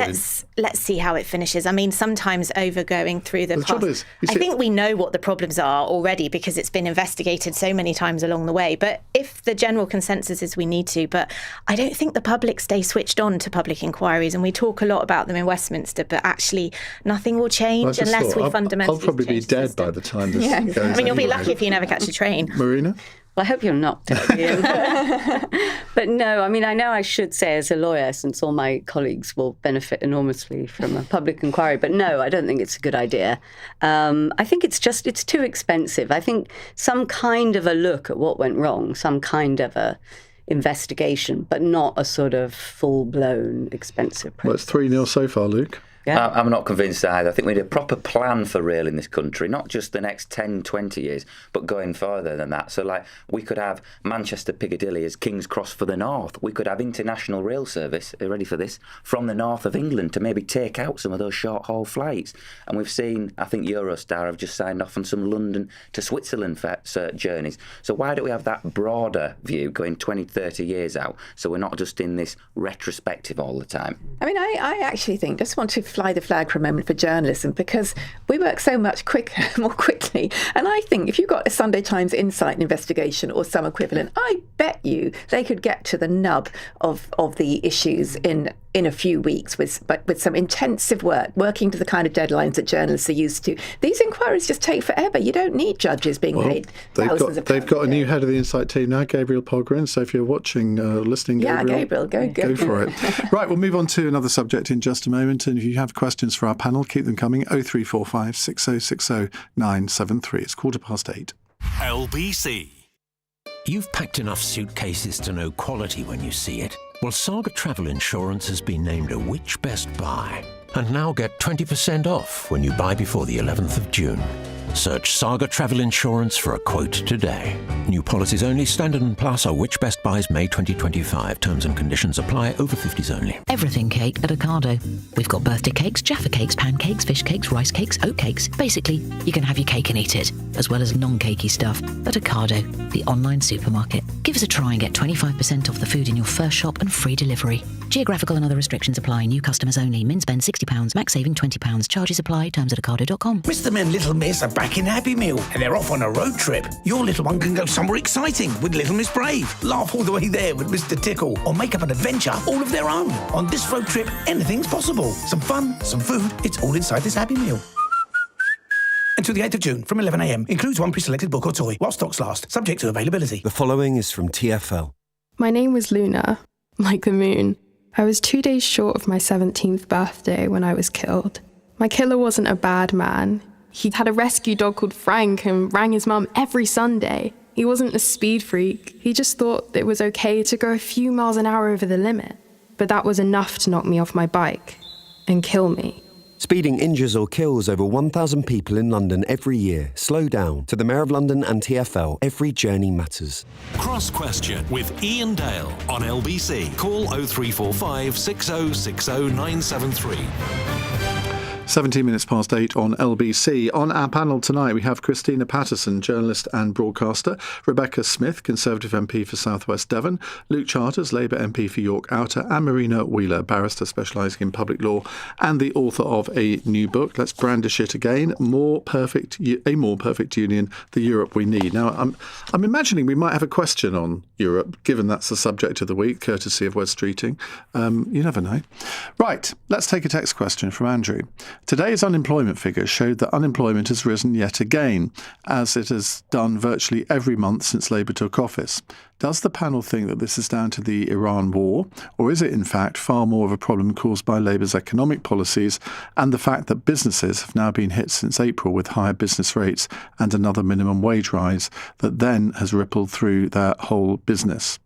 So, background to this, new figures released this morning have shown that the UK's unemployment rate has risen to 5%, which for people aged 16 to 24 is now 16.2%. And we're going to talk a lot more about that after 9 o'clock on the programme. Luke, let's come to you first on this. Is that explanation that Andrew offers correct? Well, I won't mince my words as a straight-talking Yorkshireman. We face a tough set of circumstances. I think, to be fair, compared to this time last year, there's not just 10,000 people extra in work, there's 400,000 people extra in work. But what are the reasons I think that are driving some of this? I think some of it is linked to AI, isn't it? And the graduate job market, replacing some of those. I'm worried about that, I really am. But I think there's this challenge as well, this structural challenge with those that are called NEETs. And I don't really like that term, to be honest, Iain. I prefer to say not yet in education, employment or training. And there are deep-set structural problems for them. And I don't think the answer is, as Reform suggested, just to cut young people's wages and suddenly that's going to solve the labour market for young people. I think we've got to give them hope with apprenticeships and things like that. Get them into work, get them on that treadmill of work and get them into a habit of going to work. And I think that is just how we'll have a go at solving this not yet in education, employment or training problem. But youth unemployment is up from 13% to 16% since Labour have been in power. Now, I completely get you can't solve everything in 2 years, but some of the measures, and that's what I think Andrew is pointing to, inevitably have resulted in fewer jobs. If you raise the minimum wage by that amount, if you put extra NI on employers, particularly in the hospitality industry, which specialises in employing young people, well, don't be surprised that there are going to be fewer of them to be employed. Can I just correct you on something, if I may, gently, Ian? Because if you employ young people under the age of 25 and they're an apprentice or under the 21, you don't pay any national insurance altogether. But what I think we've got to do is we've got to bring in, I think everyone on this panel would agree that something like a youth guarantee scheme, so that if you've been out of work for 18 months and on universal credit, you'll be guaranteed paid employment. We don't want to get people into that habit, falling off the treadmill of work. And once you're off it, you could be forgotten about for life. Marina? Yes, I mean, I think I agree that being out of work is catastrophic. And I think the whole NEET situation, I mean, I would put that right up there as one of the worst problems the country's facing. But I have to say, I mean, to Andrew's question, I think I would probably have to accept that I don't think Labour's done what it needs to do to encourage the labour market. But I think that on NEETs, I think this comes to part of what the problem has been with Labour, which is the failure to get a proper sort of coherent vision and picture of where we need to go. And I think getting young people into employment, it's partly a labour issue, but it's also about how we deal with mental health problems. It's quite a complex issue, but I think it should be a sort of national focus, really. Rebecca? I mean, I think there's been quite a lot of things said already. The challenge we've got with these figures is that you've got this reduction in unemployment, increase in the unemployment rate, but the number in work are higher. So that's like completely contradictory in my mind. But I think the challenge we've got, and I think Marina's touched on this, is this lack of a plan to actually change things. And, you know, Luke's trotted off the kind of government's policies on the youth guarantee scheme and dealing with NEETs. And of course, we want young people to get into the habit of going to work. I don't think we disagree on that. But ultimately, what you also have is a government who is introducing steel quotas, which come into force at the beginning of July that are going to cost manufacturing businesses millions of pounds more money simply to make sure that we have more steel coming from the UK. Well, those very same manufacturing businesses are the ones that the government is going to be calling on to provide a youth guarantee for young people coming off universal credit, or indeed an apprenticeship. And I was at a factory a few weeks ago, all the young apprentices coming in to have their interview. That same business rang me last week to say, we're terrified about this steel quota, Rebecca. Those young people may not end up with jobs if they're not careful, or even an apprenticeship, because of other things that the Labour government is doing, which goes back to that point of them just not having a plan. I mean, you'll remember when they came in talking about all these missions and we're going to talk to each other across government. I'm just not seeing any evidence, and I think these figures highlight that. But on steel, I just think at the other end of the supply chain, we're going to have more jobs. We've got to have sovereign British-made steel. I don't think you're opposed to that, are you, Rebecca? And we're taking quite a bold step to nationalise British steel. Are you going to be voting against that measure? It's on Thursday this week. It's complicated, isn't it? Because it's about different types of steel and the sources of it. If you're buying components in that are already made by steel from another country and you're having to then get them made in British steel, the prices of the whole supply chain increase. So it's not just about the steel and where it comes from, it's that wider supply chain. And so I'm my businesses are worried, and that's the bottom line at the end of the day, particularly around these unemployment levels. If we want to see people into work, we've got to stop throwing problems for businesses that then mean they're just not going to employ people. Christina?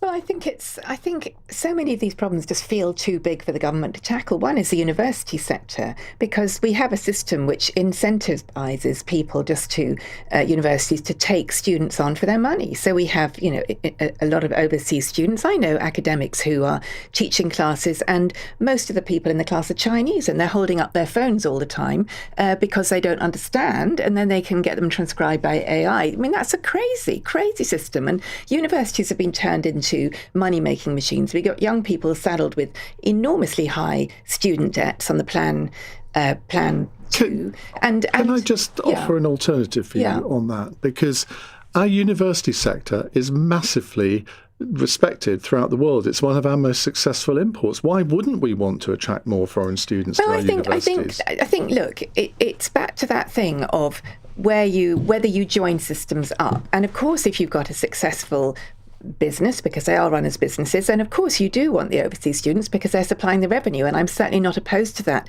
But I think what we can say overall is that our education system, whether it's universities, further education colleges or schools, is not currently doing enough for a complex mix of reasons to prepare young people for work.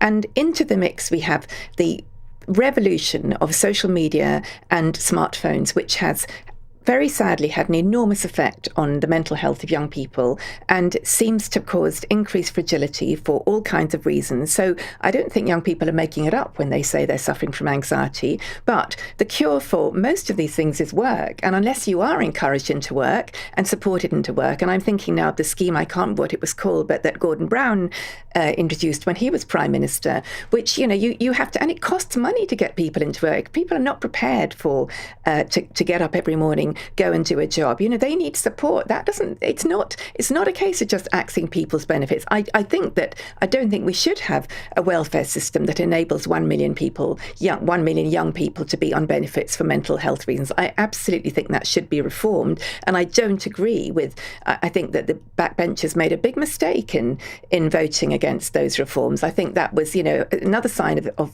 Starmer's weakness, but also a major mistake, because I don't think the country supported that shift. But I think I really feel that our young people have been let down, and I think they haven't been nearly enough, because they don't vote in the same numbers as older people, and we've got the triple lock and all these things. I think we've really neglected a generation, and I think we will all pay the price for that. Okay, let's move on to a WhatsApp question from Brian. If rejoining the EU meant adopting the euro, which it surely would that be the end of the argument? Well, by complete coincidence, we have Marina with us, her book, A More Perfect Union, the Europe We Need. Well, I mean, that's a very interesting question, isn't it? Because in theory, new members, which we would be, all have to adopt the euro. Well, I think for those, that group, which I don't consider myself part of, but who might otherwise want to rejoin the EU, I think, yes, that would be a real problem for them. I don't think it would end there in terms of what the demands would be. I think, Britain would also be asked to pay quite heavily into the EU budget, which isn't getting any smaller. So I think actually there are many, many obstacles to rejoining, but I can't but not say I think it's a terrible idea in any event. So that's taking a couple of steps back. I know it's the sort of, it's the call of the moment, isn't it, with Wes Streeting and so on. But I think it's a really unhelpful intervention for lots of reasons, leaving aside the sort of politics, which may be what's of interest to the Andy Burnham team. But I think for the country, it's a bad idea because, one, it opens up sort of, a very divisive issue. Two, as I think the questioner was hinting, it's not going to happen. But I think also it just diverts efforts away from trying to accept where we are as a sovereign country and make something successful of that position, which the book that you kindly waved around tries to argue what that successful position could be from the perspective of someone who is a Europhile and considers themselves European. So to sort of be close to the European Union but don't rejoin. Anyway, the EU's changed, so the idea of sort of rejoining, it's not the organisation we Do you think this argument is really... I do a podcast with Tessa Dunlop called Where Politics Meets History, and we were talking about this yesterday. And Tessa, though she lives in Brixton, I always regard her as a sort of perfect example of the sort of North London metropolitan elites who regard going back into the EU just as a matter of faith. Whatever, even if it wasn't successful, she would still argue for it because we're all European. And there is that sort of feeling among a certain group in society, which I think I don't know whether Wes Streeting meant this as a sort of to put Andy Burnham on the spot or not, but it's certainly done that. And of course, a lot of the people in this constituency that he's now going to fight are not going to be great fans of that kind of thought, are they? I wouldn't have thought they would be great fans. I think my aim, and, I'm not a politician, but my aim in writing the book is to try and sort of remove the politics, remove the emotion, which I think actually is what you're talking about with your, colleague from Brixton, where it's an article of faith, is there's no good, to my mind, we need to be in a position now 10 years on from that, really difficult vote, to properly analyse whether it's in Britain's national interest and try and leave aside our sort of, tribal feelings and assumptions about it. And the assumption that if you're pro-European, you're pro-EU, I think it would be good to unpick that. Right, we're going to get the views of the other three after the news and see if you've all sort of reflected and see how you think things have changed over the last 10 years and what you think the answer to the question is.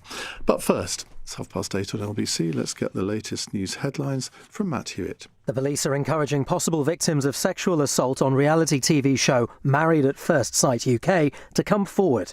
It follows multiple allegations made by former contestants in a documentary, including 2 women who say they were raped. Surrey police are investigating allegations of child sexual abuse linked to the Epstein files after they're released by the US government. No arrests have been made. Southampton have launched an appeal against the decision to throw them out of the Championship playoffs and reinstate Middlesbrough, as they feel the sanction is disproportionate. They've been punished for filming the training sessions of rival clubs. LBC weather, mostly cloudy tonight with showers easing as they drift eastwards. It'll still be windy though, especially in the south. Lows of 8 to 13 degrees. This is LBC. The following is from TfL. I got loads of flowers the other day and messages from people I didn't even know. My mates spelled out my name in tea lights, and my mum hung my favourite footy shirt on the railings, next to the lamppost, where I got killed. By a nice lady, just someone who thought it was okay to go a few miles an hour over the limit. Speeding injures or kills over 1,000 people in London every year. Slow down. To the Mayor of London and TfL, every journey matters. Calling all young creatives. Kickstart your career in media. Apply now and join us in years 10 or 12 at Global Academy. globalacademy.com. Visit thebirthdaydraw.com for a chance to win £1 million. Why should you enter? Hello? £1 million. In fact, the birthday draw is the only weekly draw where you can win £1 million for just £1. Enter before midnight on Sunday from as little as £1 or via post. Is it your lucky day? From Global and ITV. T's and C's apply. 18 plus UK only. No purchase necessary. Verify at thebirthdaydraw.com/terms.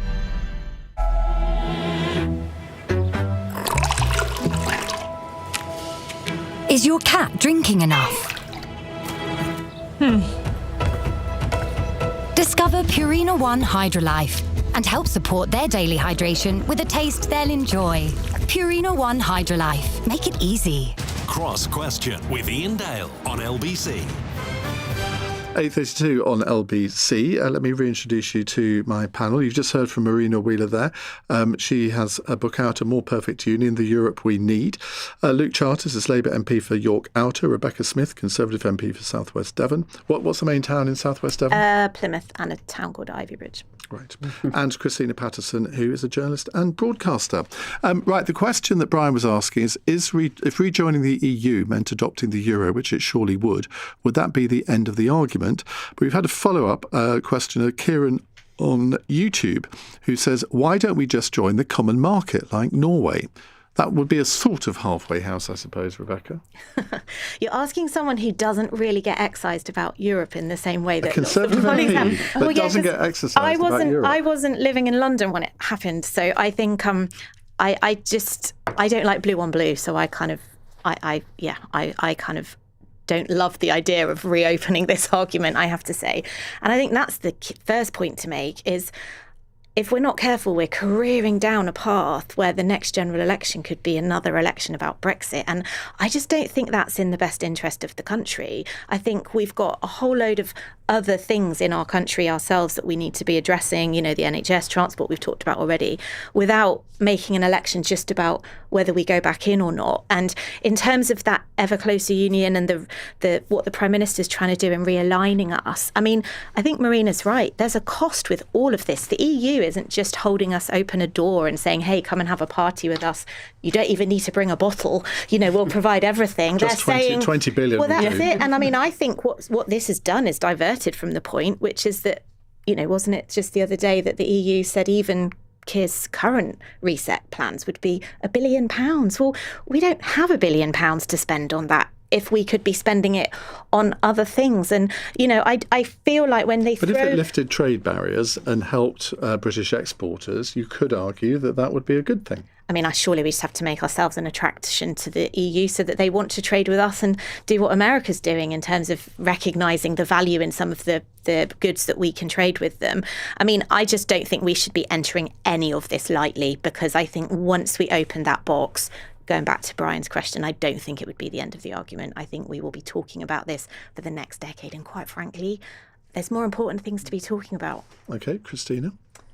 Well, I'm probably slightly more in the camp of your heartbroken metropolitan elite Brixton woman, although I live in Hackney.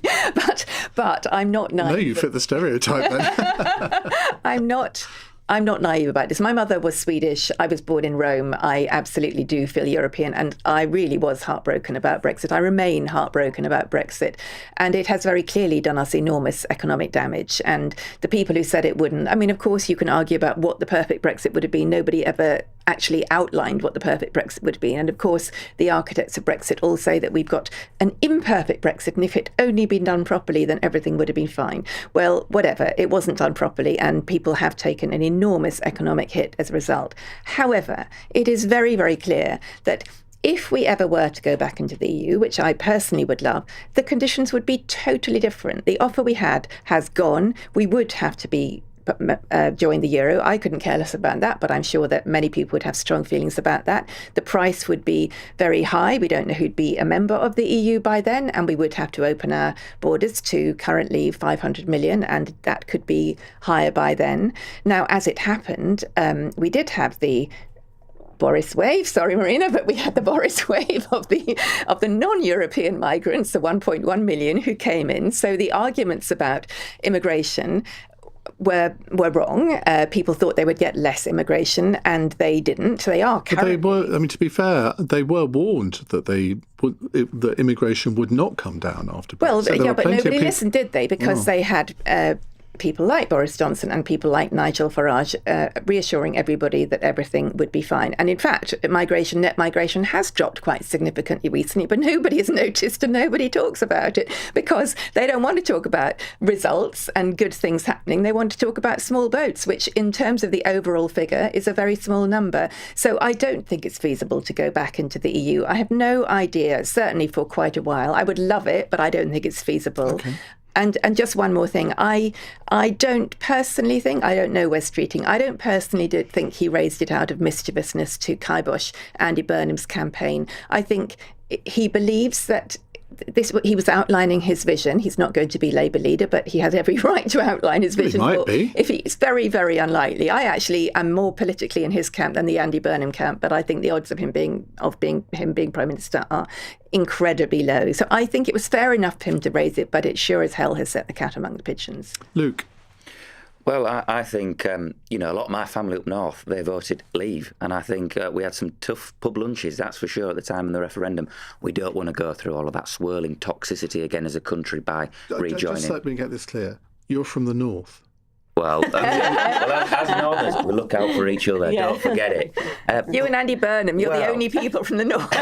But when I was in Makerfield, some of those good people I met that voted Reform in the local elections. You've already been up there. I've already been up there. Goodness and me. They didn't vote to leave, to have their weekly checkout go up in price because of all this friction. They didn't vote to leave to have more queues at the border if they're lucky enough to go on holiday. They didn't vote to leave because they wanted to see immigration shoot up, which is what happened after Brexit. So I think we should have a closer relationship to fix and iron out some of these problems. They didn't get a £5 million reward for backing Brexit like Farage did.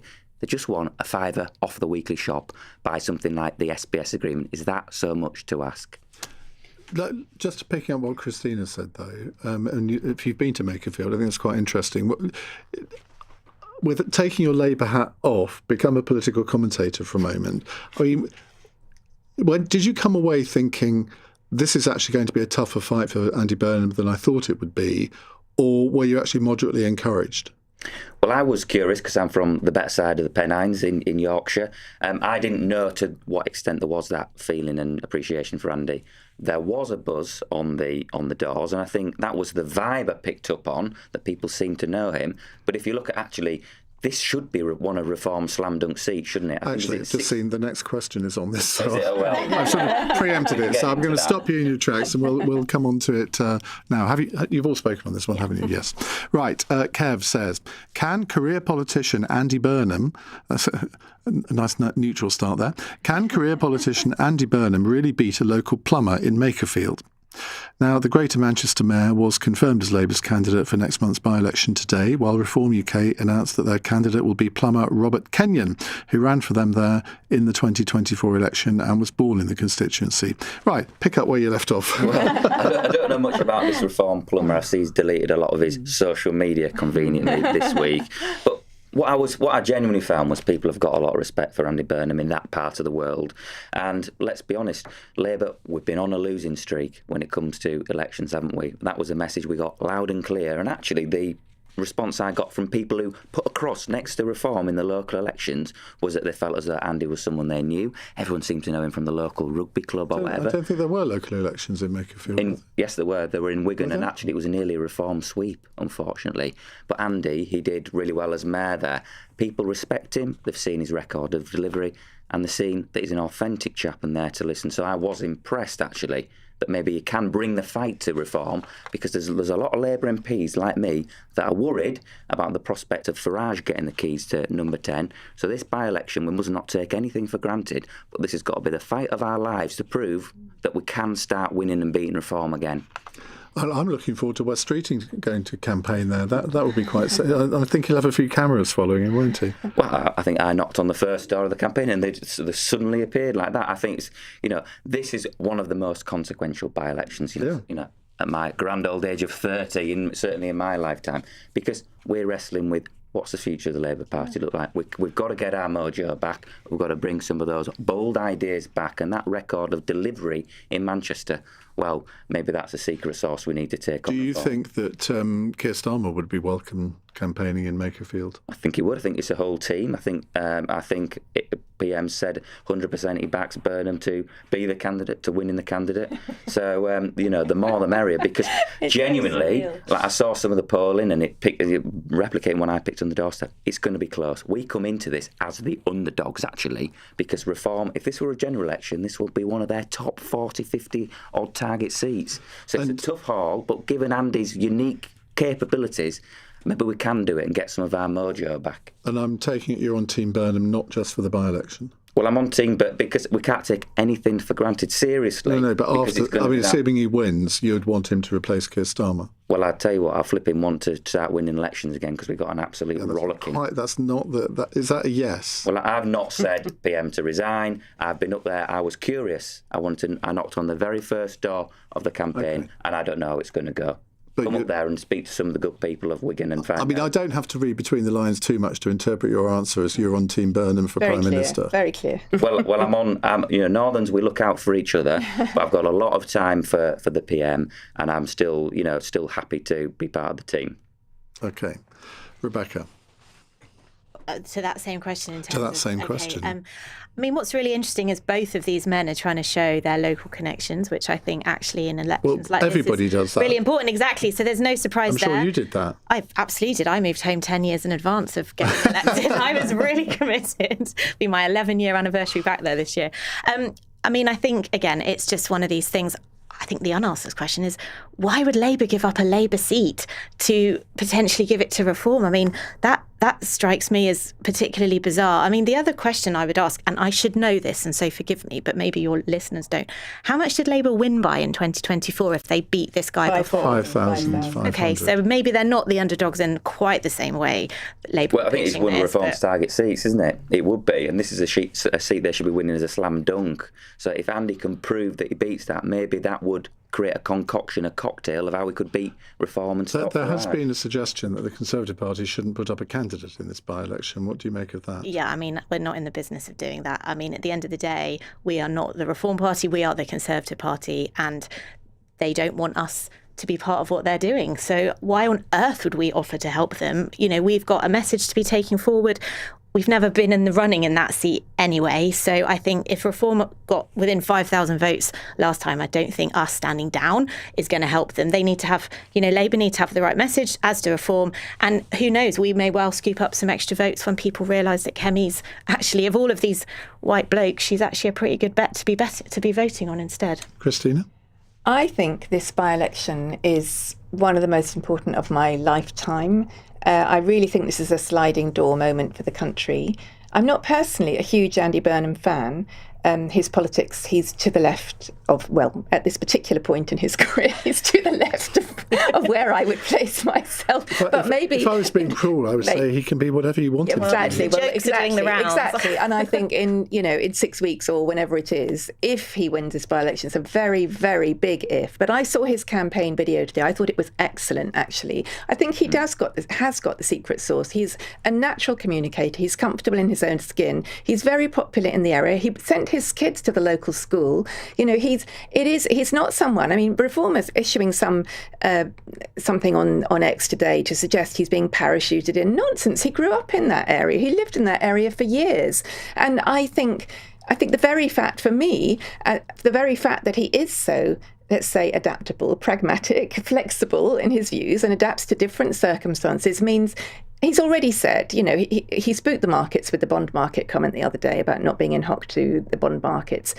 I think when you're in number 10 and you see how something you say can increase people's mortgages tomorrow and massively affect their standard of living, I think he would be more cautious. He's a grown-up, he's got political experience, he's been in cabinet, he's done a good job in Manchester, and more importantly, he's not a Reform person. And I think, look, I'm sure there are many good people who vote Reform. I think Nigel Farage is a charlatan. I'm sure he's a very charming person, but he has lied consistently to the British people. He lied about Brexit, and he's been very, very confused about his housing arrangements, his donations, his external earnings to Parliament. He had 17 occasions when he forgot to report his parliamentary external earnings on top of the 5 million crypto donation. I mean, for someone who's not a fan of Andy Burnham, you've done quite a good party political broadcast. Yeah, I want him to win. I want him to win. I want him to become Prime Minister, and I want him to beat Farage at the next election. Marina. Well, I don't know how it's going to play out in the by-election. I agree it's completely fascinating. I think Andy Burnham's got lots of good things for him.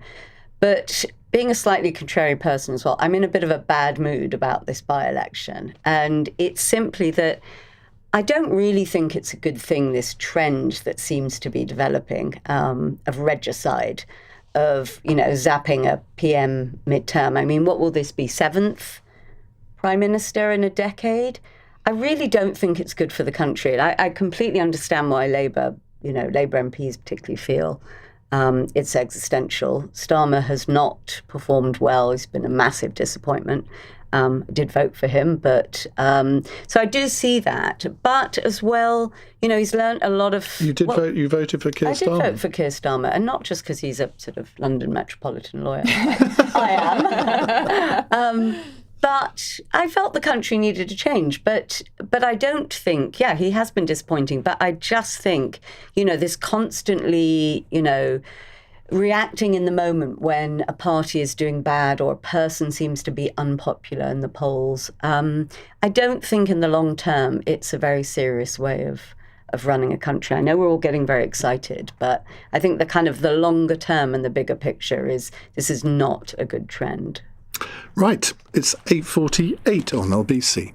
This is LBC. From the producers of Yellowstone, welcome to Texas, Sonny. Beth and Rip are back. A legacy is a beautiful thing. A new original series. But only if it survives. Family is the only thing worth fighting for.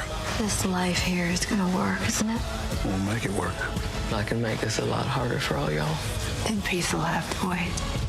Dutton Ranch. Stream now only on Paramount Plus. T's and C's apply. Subscription required. 18+. The Meal Deal Plus is now on the McDonald's Saver menu and comes with a choice of one of 5 bonus sides. Bag of mayo, chicken or cheeseburger with medium fries, a selected drink and a bonus side, all for $5.59. We're talking a mini McFlurry, apple pie, 4 nuggets or even another mayo, chicken or cheeseburger on the side. Now that's Saver satisfaction.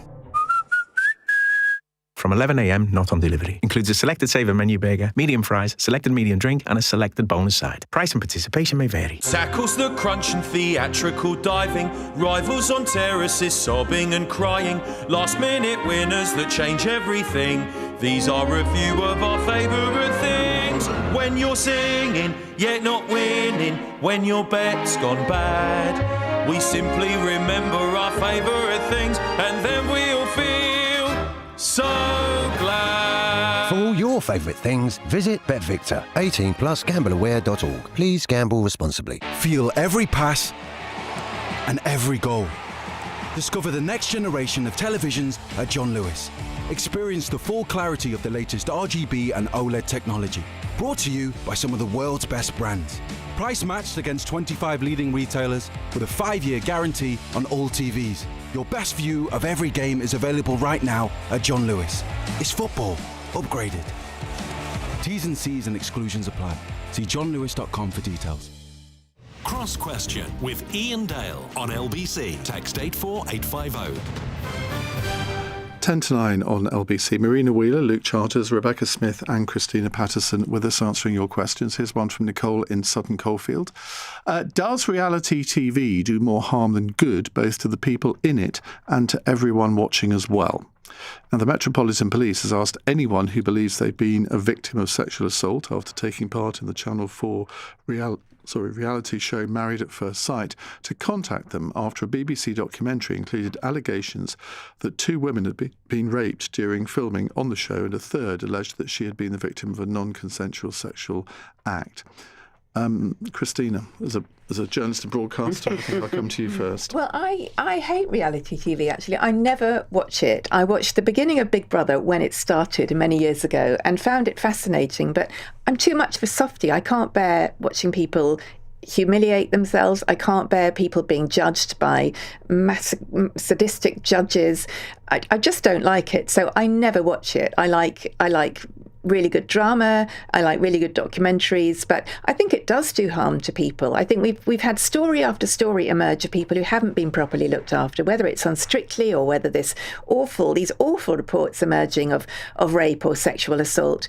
I think that the whole process of exposing yourself in this way, and given that there's a semi-staged element to all of it, I would abolish it. If I were Queen of the World, I would abolish it tomorrow. And you should be. Thank you. Marina. I feel I have to defer to the Queen of the World, but she's not yet Queen of the World. I mean, I think I do watch some. I think it does do harm. And I have to say, the format of that programme, which I hadn't watched, the Married at First Sight, does sound like a recipe for disaster.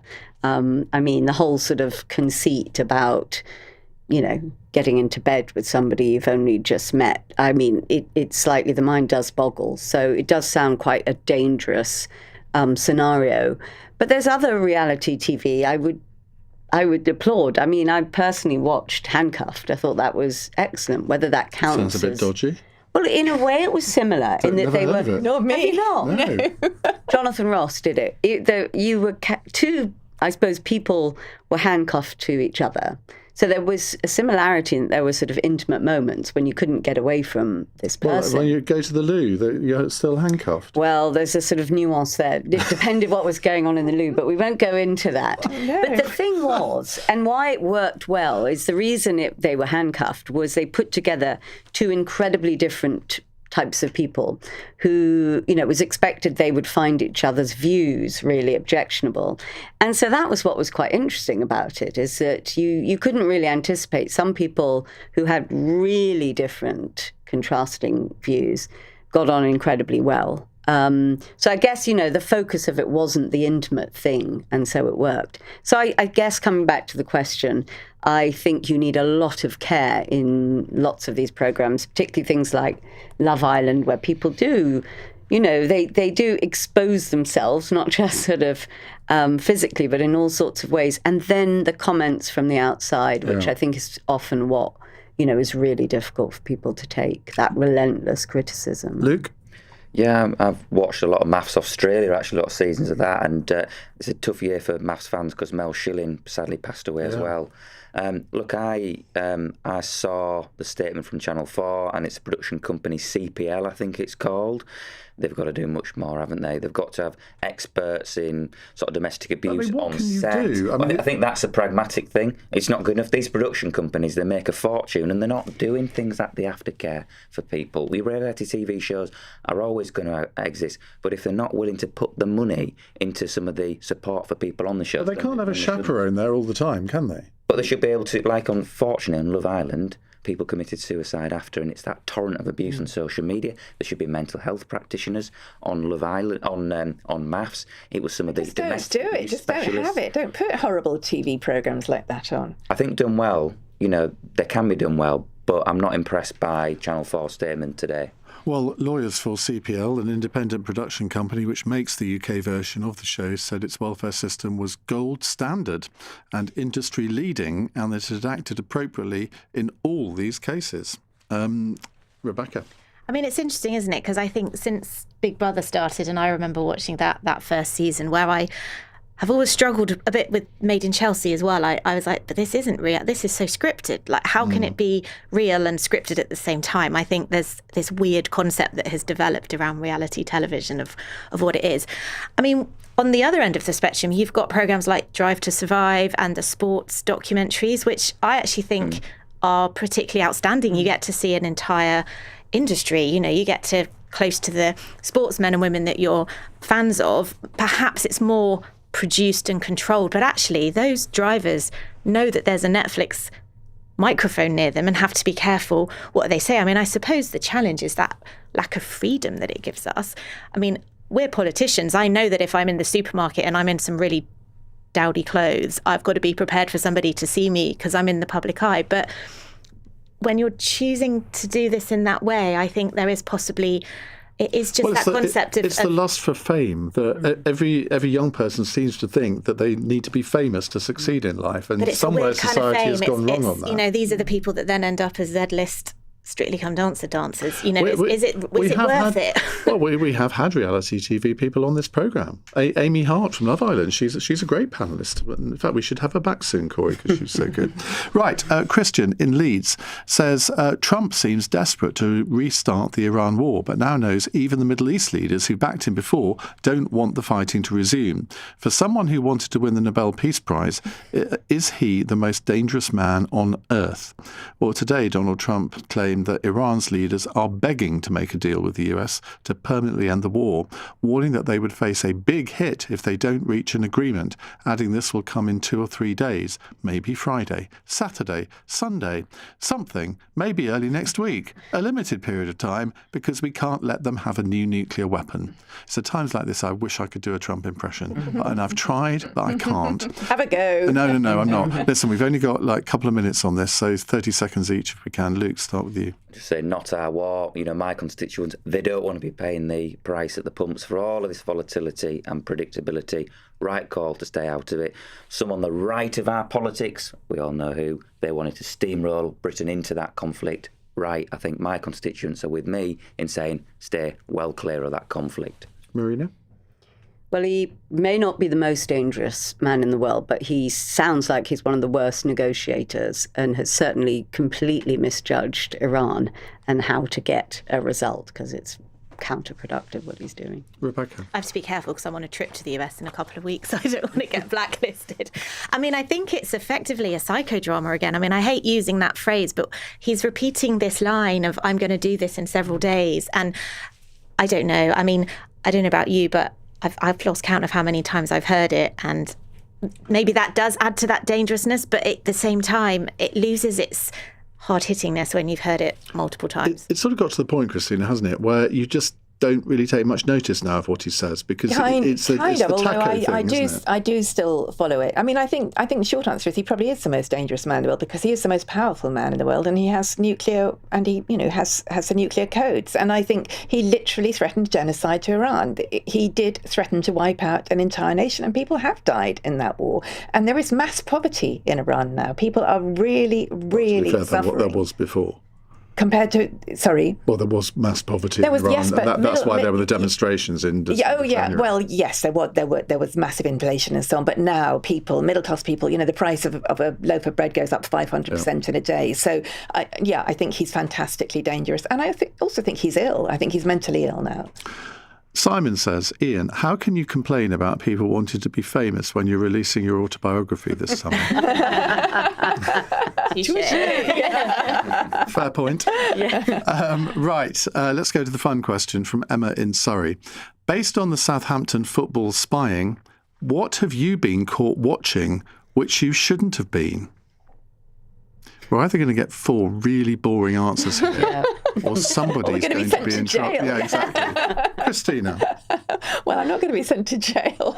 I have a very unfortunate, embarrassing property porn as in property, not as in Epstein or whatever, habit, where my algorithms now feed me endless villas in Mediterranean settings with beautiful sparkling seas, and they are very, very addictive. So I can't say it reflects well on me, but I am pretty hooked. Rebecca? I don't think I've ever been caught watching anything I shouldn't have been, but I will let you in on what my really cheesy favourite film of all time is. Cool. Father of the Bride. I'm a big Steve Martin fan. Oh, cheesy. Never seen it. Yeah. Well, I mean, following on from the porn theme, although not property porn. Here we go. Guilty pleasures. It's lawyer porn. What's that? Suits. Have you watched Suits? Yeah, excellent. This Life? Oh, Suits. Suits with Meghan Markle. Although I wasn't watching it for Meghan Markle. It was the two guys. I certainly haven't watched They did have nice suits on. But anyway, there it is. It could be worse. Did you watch this live when it came out in the late 1990s? Yes, loved it. Young lawyers living in a house together. Oh, yes, that was actually brilliant. Yeah, that was great. Ally McBeal. That's good. Yeah. Oh, I loved Ally McBeal, yeah. So, anyway. Okay, Luke. Well, my confession is a lot of toddler parents who are listening will be watching Bluey all the time, even if the kid's not there. So Bluey, if you're listening in, you know the tune. Don't hum it. So many things come to mind in response to that, but I better not say them.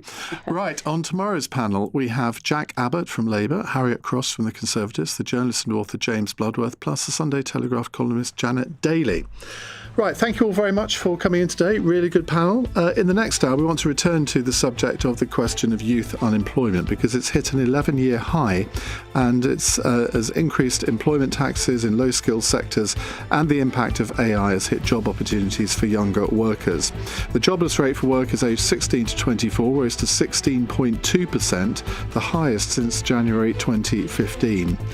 So, a simple question, but I'm not sure there's a simple answer to this.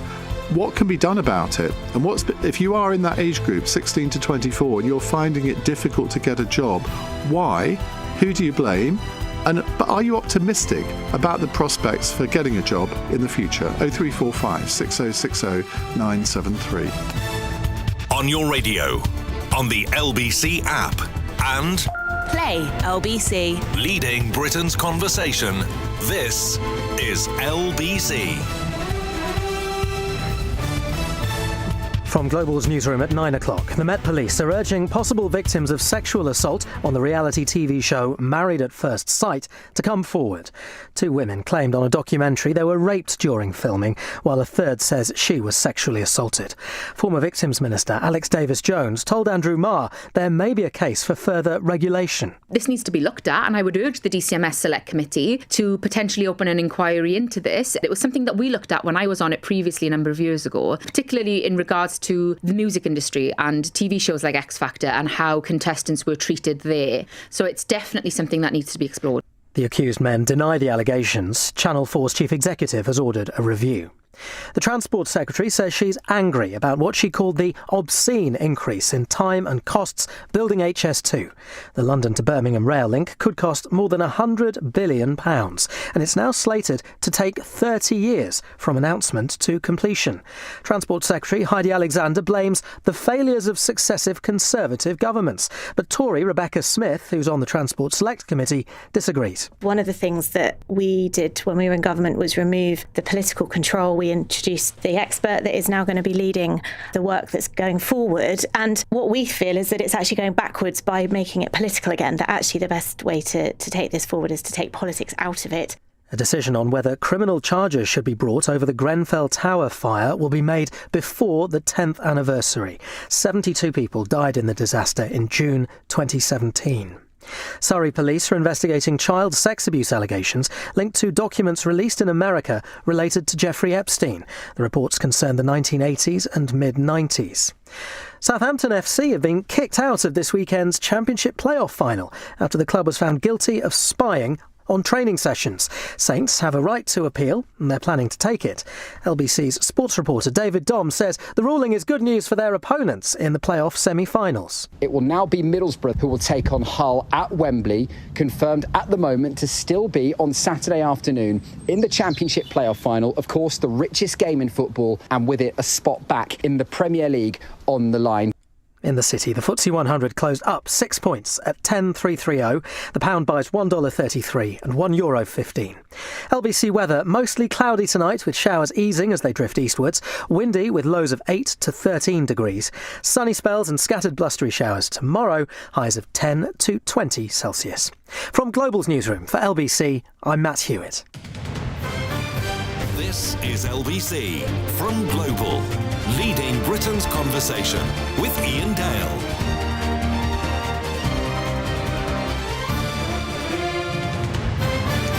Five minutes past 9 on LBC. Now, I want to talk about youth unemployment, which I think it's both a really serious subject and an interesting subject, because we've always had problems with youth unemployment in this country, but so has every other country in the world. And actually, up until fairly recently, our problems were not as bad as some other countries. But I think it was a month ago or 2 months ago, we featured a report which said that our youth unemployment was now higher than the average in the European Union.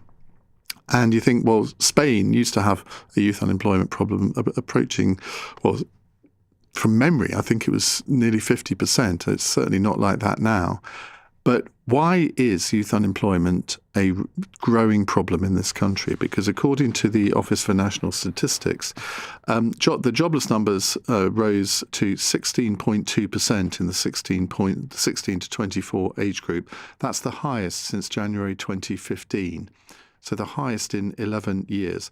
That means that there are 729,000 young people who've been actively seeking work within the last 4 weeks and are available to start work within the next 2 weeks. Now, broader unemployment rose marginally in the last month from 4.9 to 5%. And that wasn't expected to happen, actually, even though, of course, we've got the Iran war going on. That inevitably means that economic activity is possibly not as high as it might have been. So I wonder what you put this down to. If you have an economy that is more or less stagnant, and yes, there is a little bit more growth than people are expecting at the moment, but it's still fairly anemic. If you have an economy that's stagnant, if you have increasing burdens put on employers, if you have increasing costs put on employers, then inevitably they're not going to be hiring as many people. We know that the hospitality sector is one of the worst hit sectors in the economy at the moment for all sorts of different reasons. And of course, that's the very sector of the economy that specialises in employing younger people. Waiters, bar staff, that sort of job. If you have pubs and restaurants closing at a rate of knots, well, it is younger employees that are suffering because of that. So what is the way out of this? Because I really don't want to have an hour of sort of gloom and doom here, because it's very easy to have that given those statistics that I've just quoted you. But there has to be some light at the end of the tunnel. Otherwise, what's it all about? How can we instill optimism in people who are in that age group, 16 to 24, that things will get better? Because I think there is a lot of pessimism in that age group in all sorts of ways, not just the job market, but thinking, well, our parents managed to buy a house by the time they were 26 or 28. We're never going to be able to do that, are we? It's this whole social construct of society where people have been almost encouraged to believe that their generation will be better off than their parents' generation. That has fractured now. There are all sorts of different reasons for that. But if you are a parent of somebody in that age group, do you sort of look at your children almost in despair because it's not their fault necessarily that they haven't been able to find a job? It's just the state that the economy is in that doesn't lend itself to people employing more young people. 0345 6060 973.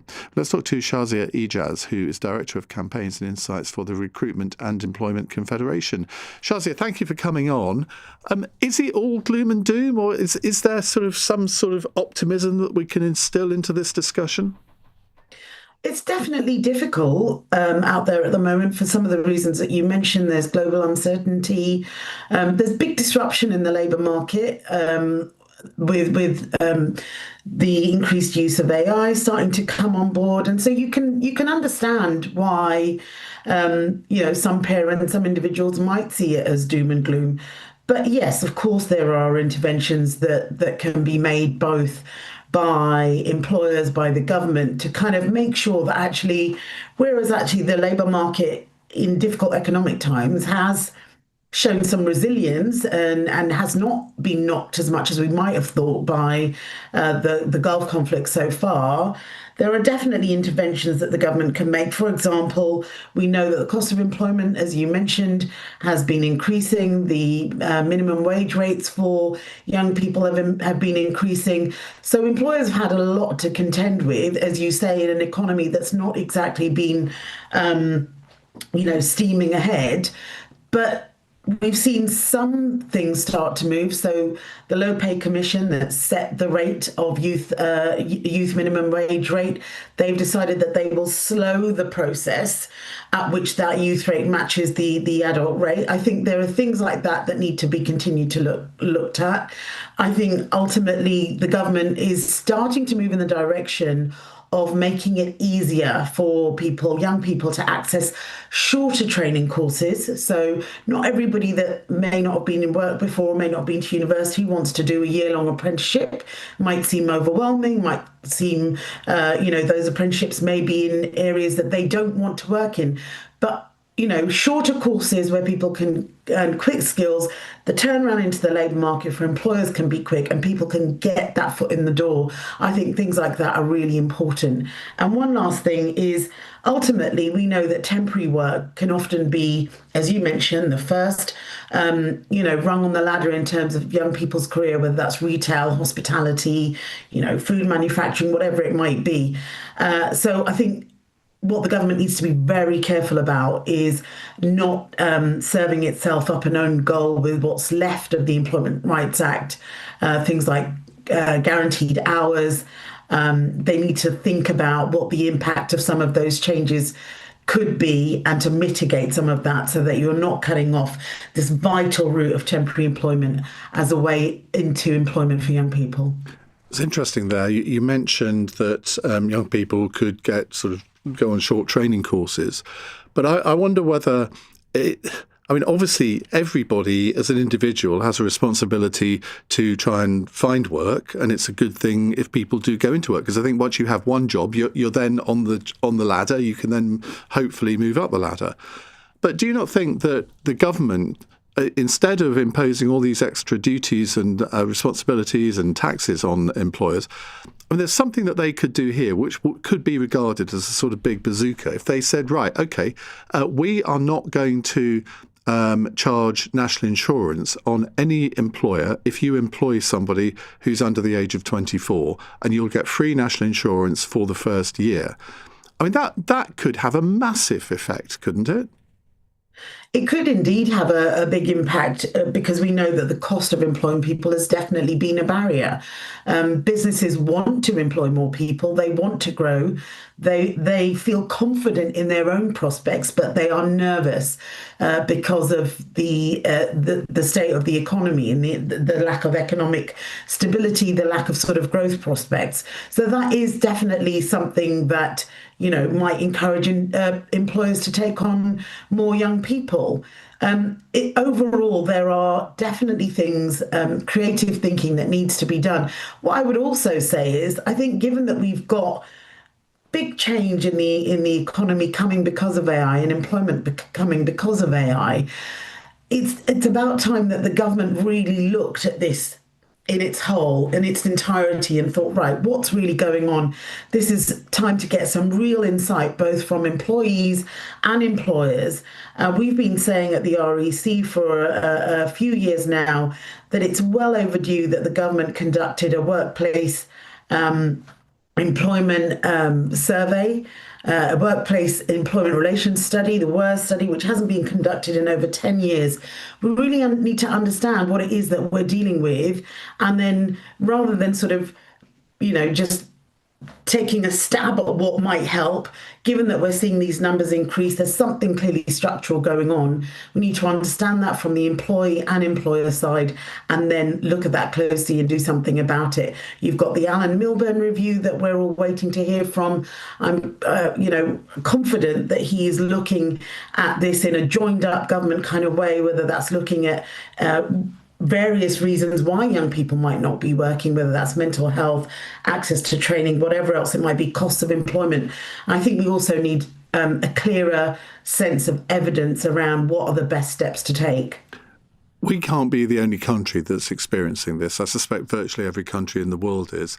Do you know of examples where other countries have tackled this in a way that we could actually learn from? Because it's so rare that government ever learns from successes in other countries, isn't it? I would say the best examples would be where actually government have worked more closely with employers to understand how do we get this right together, rather than imposing policies from on high and actually working in much more partnership. I mentioned the Employment Rights Act. I think there are still things there that haven't been determined, where that employer dialogue is a crucial part of getting those changes right, so that there aren't these unintended consequences, so that employers actually feel more confident in starting to take people on now, rather than worrying about what might be coming down the line, and therefore how it might be much more expensive, complicated, bureaucratic to employ people. We've got to get that engine revving now, and I think the government could offer some early signals. But what we've seen in other countries is definitely where there's closer alignment on skills policy, on listening and working with employers, there are better outcomes. And I think we need more of that here. Thank you very much. That's Shazia Ijaz there, Director of Campaigns and Insights for the Recruitment and Employment Confederation. We'll come to your calls in a moment. I particularly want to hear from employers. What is the main barrier to you employing more young people? Secondly, I want to hear from people in that age group, 16 to 24, because we're talking about you, basically, so it'd be really good to have your input into this. Why is it so difficult to get onto the employment market now? This isn't the first time this has happened. And let's face it, in the 1980s, youth unemployment was, I think, a bit higher, certainly for the first half of the 1980s, than it is now. There was a period in the late 1990s where that happened too, and then after the financial crash, unemployment, I think, in this age group went up to about 19%. So, it's not unusual, as Tom Jones once said, but what can be done to fix this problem? In the end, it all comes down to economic activity, doesn't it? If we had a 3% growth rate rather than, 0.5% to 1%, that inevitably is going to mean that the employment market becomes much more buoyant. But do you see a prospect of that happening? 0345 6060 973 is the number to call. You're listening to LBC. I'm Iain Dale. It's 17 minutes past 9. This is LBC. Close your eyes. Take a deep breath. And come on in to Classic FM Calm, LBC's soothing sister station.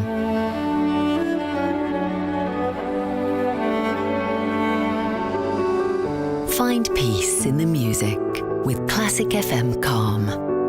Listen on Global Player or ask your smart speaker to play Classic FM Calm. You are not an egg. You should not be put in a box. But when it comes to retirement advice, that's how some people get treated. Put in a one-size-fits-all box. Not at Fisher Investments UK. We work with you to create a personalised retirement plan. Fisher Investments UK. Retirement advice that's as individual as you are. Learn more at fisherinvestments.co.uk. Investing involves the risk of loss. Fisher Investments UK is regulated by the UK Financial Conduct Authority. Hey, Marcus Waring here. Cooking a balanced meal is my forte. But did you know most of us aren't getting enough omega-3 in our diets? Life often gets in the way. So I top up with 7C's Omega-3 Max Strength. It helps support my heart, brain and vision so I can keep doing what I love. 7C's Omega-3. Keep doing what you love. Daily 250 milligrams EPA and DHA supports normal heart function. Daily 250 milligrams DHA supports normal brain function and vision. NDNS 2019-23. When you're smiling, don't let missing teeth stop you smiling. At Banning Dental, our experts could restore your beautiful smile with premium dental implants. See online for our price match promise. Banning Dental Group Clinics. Keep on smiling. keep on smiling, and the whole world smiles with you. BanningDental.co.uk. Iain Dale. Text 84850. This is LBC. 19 minutes past 9 on LBC. We're talking about youth unemployment. What can be done to conquer it? What are the problems that 16 to 24-year-olds face when they apply for jobs? I think one of the problems that they have, and this is not something new, I suppose, but it must be so frustrating. You apply for 100 jobs and you only get 3 replies from the company or organisation that you've applied to. I think that's appalling. I think employers have a duty to at least respond and ideally give people some feedback. If you're not getting an interview, then why not? It's really difficult, isn't it, when you don't get that kind of feedback. 0345 6060 973. Right, let's take a text here. It is from Josh, who says, I'm an employer that takes on a number of young employees as it suits our bar and events model. Take the rising costs out of the equation, and you're left with an increasingly difficult battle to find youngsters that can talk to a person, never mind someone that comes with a level of common sense or competency. I'd like to say that is a gross generalisation because, okay, you do come across particularly teenagers, I suppose, who are almost monosyllabic from time to time, but there are plenty of others that are not. And I don't like it when we generalise over a whole age group and just dismiss them as being monosyllabic or having a lack of common sense or competence. I would have thought part of the joy of employing somebody, if that's the right word, is that you can teach them, you can train them. Okay, if they get something wrong, and everybody gets something wrong, I think everybody listening to this programme will remember their first couple of jobs when they were in that age group, and of course they will have got something wrong. That kind of goes with the territory. But the pleasure that an employer can get out of seeing somebody develop, don't underestimate that. Let's go to Anne in Leicester. Hello, Anne. Hello, Ian. How are you? Good, thank you. What would you like to say? I think we've spoken before about business and AI and training and stuff like that. We've been running something called the Skills Boot Camps, which is a government scheme, for about 4 years. And we've trained over 1,000 people in digital marketing during that time. And that is open for, most people don't realise this, but it's open for anybody that's over 19. And one of the things about the way that the government fund this, it's through local councils and mayoral authorities, and it covers a whole range of subjects. We were doing digital marketing, but it's coding, it's things like lorry driving, plumbing, sustainable skills, all sorts of different areas of where there's skills shortage. But at the end of it, it's a 4-month course, probably commitment of 1 day a week on average, and you have to watch it live. And at the end, you are guaranteed an interview. And so the training providers, of which we were one, our job was to try and get people jobs. And so it's often run by apprentice training providers because, of course, they've got the network of local employers. But it's a really, really good way of upskilling people. And it's something that's not on many young people's agenda. They're just not aware of it. So I think that's definitely one thing that's worth talking about. What would you like the government to do? I mean, I realise that this is not in the government's control to solve youth unemployment, but there are things that they can do to mitigate it, aren't there, and actually encourage employers to take young people on. Yeah, well, actually, the reason why we're not doing it anymore was because in our sector there was a lack of jobs, which is unusual, really, because up until 18 months ago, our sector was booming. But the problem is that employers aren't necessarily taking the risks. And I know there's been programs like the Kickstart program where their salaries were basically 50% were paid for the first 6 months. So they have tried schemes like that before. But I think some people have talked about, no national insurance. I think that's a great idea. And with apprenticeships, there's usually some form of sort of joining bonus, £1,000 for taking on a student, because they have to de-risk it for employers. And one of the things is when you've got graduates who are unemployed and you've got a 19-year-old, the tendency is that the graduates will get chosen if there's enough jobs, because at least they've gone through a training process and maybe they're a little bit more experienced. They might have had a sort of Saturday job or worked in a bar, so they tend to have done presentations and can communicate a bit better. So I think that's why graduates tend to win out over 19-year-olds. But it's definitely a scheme that would be worth looking at for anybody that's looking for some work now. And local training authorities, local councils are the ones that advertise it. And if you just go and search skills boot camps, there's going to be something for everybody. What do you think the one skill is that a young person needs to do better than their contemporaries? Well, we always when we were employing people, we were always looking for something out of work. So looking a bar job or a hobby. So because we were in digital marketing, if somebody ran a blog or they sold online. So something that's sort of outside of the normal skill where they've gone the extra mile, really. Communication skills, the last person that texted in, he is right about that. But then most people, until recently, would have had a bar job or worked in a shop or something, and they would have learnt a lot of those skills. And of course, you've spoken many times about the fact that that's gone away. But if I was looking for a job now, I would be learning AI, and the technique that is really, really growing in popularity is something called Claude Code. You don't have to be a coder. It's called vibe coding. You talk at it and it does what you want. And if you can get on a course and learn those skills, who's the guy from Dragon's Den who's spoken a few times on AI on your program? He mentioned it. Piers Linney. Yeah, Piers.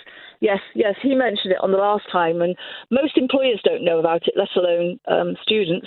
But if something like Claude Code or Codex from OpenAI, if you start to learn those types of skills, it's if you've got the imagination, you can build anything, and that's what I would recommend people to learn now, because it's going to be something that all employers are going to need, and it would definitely give you a head start.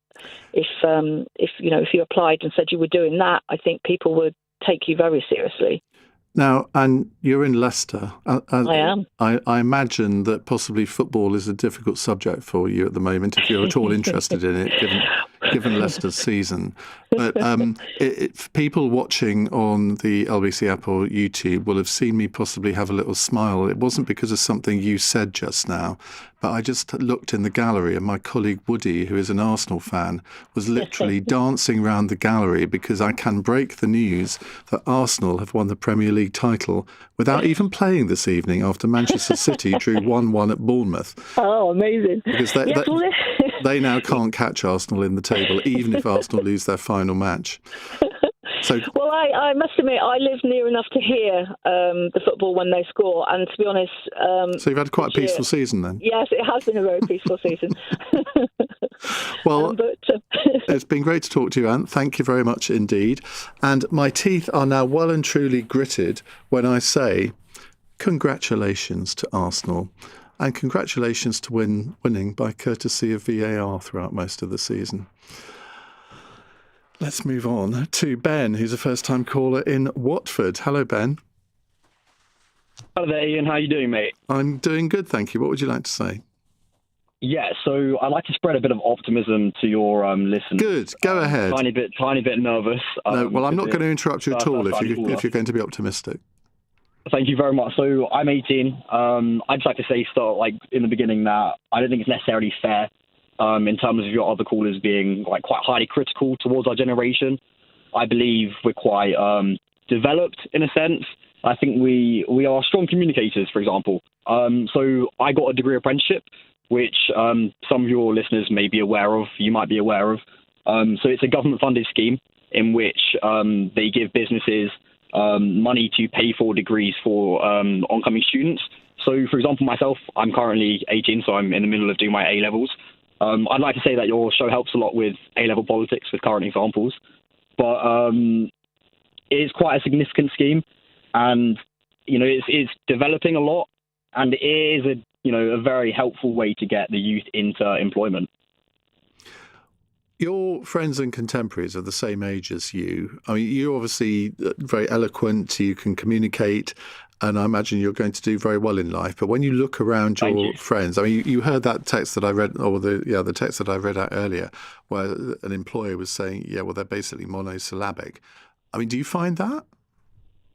I mean, not necessarily. Look, I may be an outlier here. I can recognise, in the sense that I've had quite a privileged upbringing.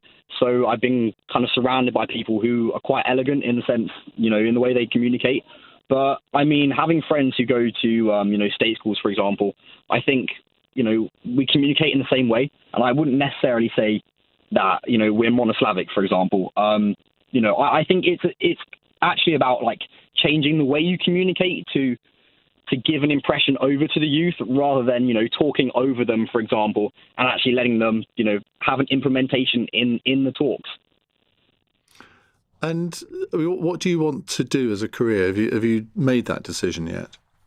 Yeah, so a couple months ago, I was very grateful in that I managed to get a degree apprenticeship with a large consultancy company. I won't say which on air, but I was very grateful for it. But, I'd like to say it is a very, competitive process. I applied to over 100 degree apprenticeships. Every single one of them involved around 4 rounds, interviews, for example, online screenings, and then assessment centres. Just something out of The Apprentice, for example. But I had quite, a success rate in it in terms of the fact that I imagine I probably got around 25% offers from it. But I wouldn't necessarily say that it's hard. I think people have to be driven. Yeah. And I can recognise that drive in the youth as well and my friends around me. I think that's absolutely right. If you have to persevere, if you give up after the first 10 applications, and you can just sort of go into a slough of despond because you think that you're either not good enough, nobody rates you, and it can become a vicious circle then, can't it? I can 100% speak to that. I mean, in terms of an anecdote, for example, so one of the first offers that I got to a assessment centre was a company called Deloitte. Your callers may be aware of it. Yep. It's in the Big Four in consulting. I was quite heartbroken in the sense that I didn't get it. I made it quite far into the process, but unfortunately, I didn't get the offer. But I asked for feedback and I learned from it, and I implemented that feedback into every other, for example, interview I did and every other question that was asked of me. So I think I don't necessarily see setback, for example. I see it as something to actually learn from, and I think that the youth nowadays does recognise that. Obviously, generations ago it was quite easy to get a job, I'd say. Now it is very competitive, but I do still think that if you have that drive and that motivation, you're going to succeed anyway.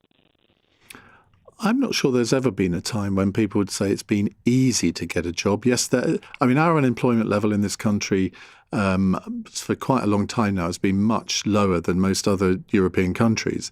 But I suppose it depends on the sector you're in as to the ease of getting a job. And if the I'm sorry, I'm referring it to in terms of a contemporary sense. I mean, nowadays it's obviously a lot harder.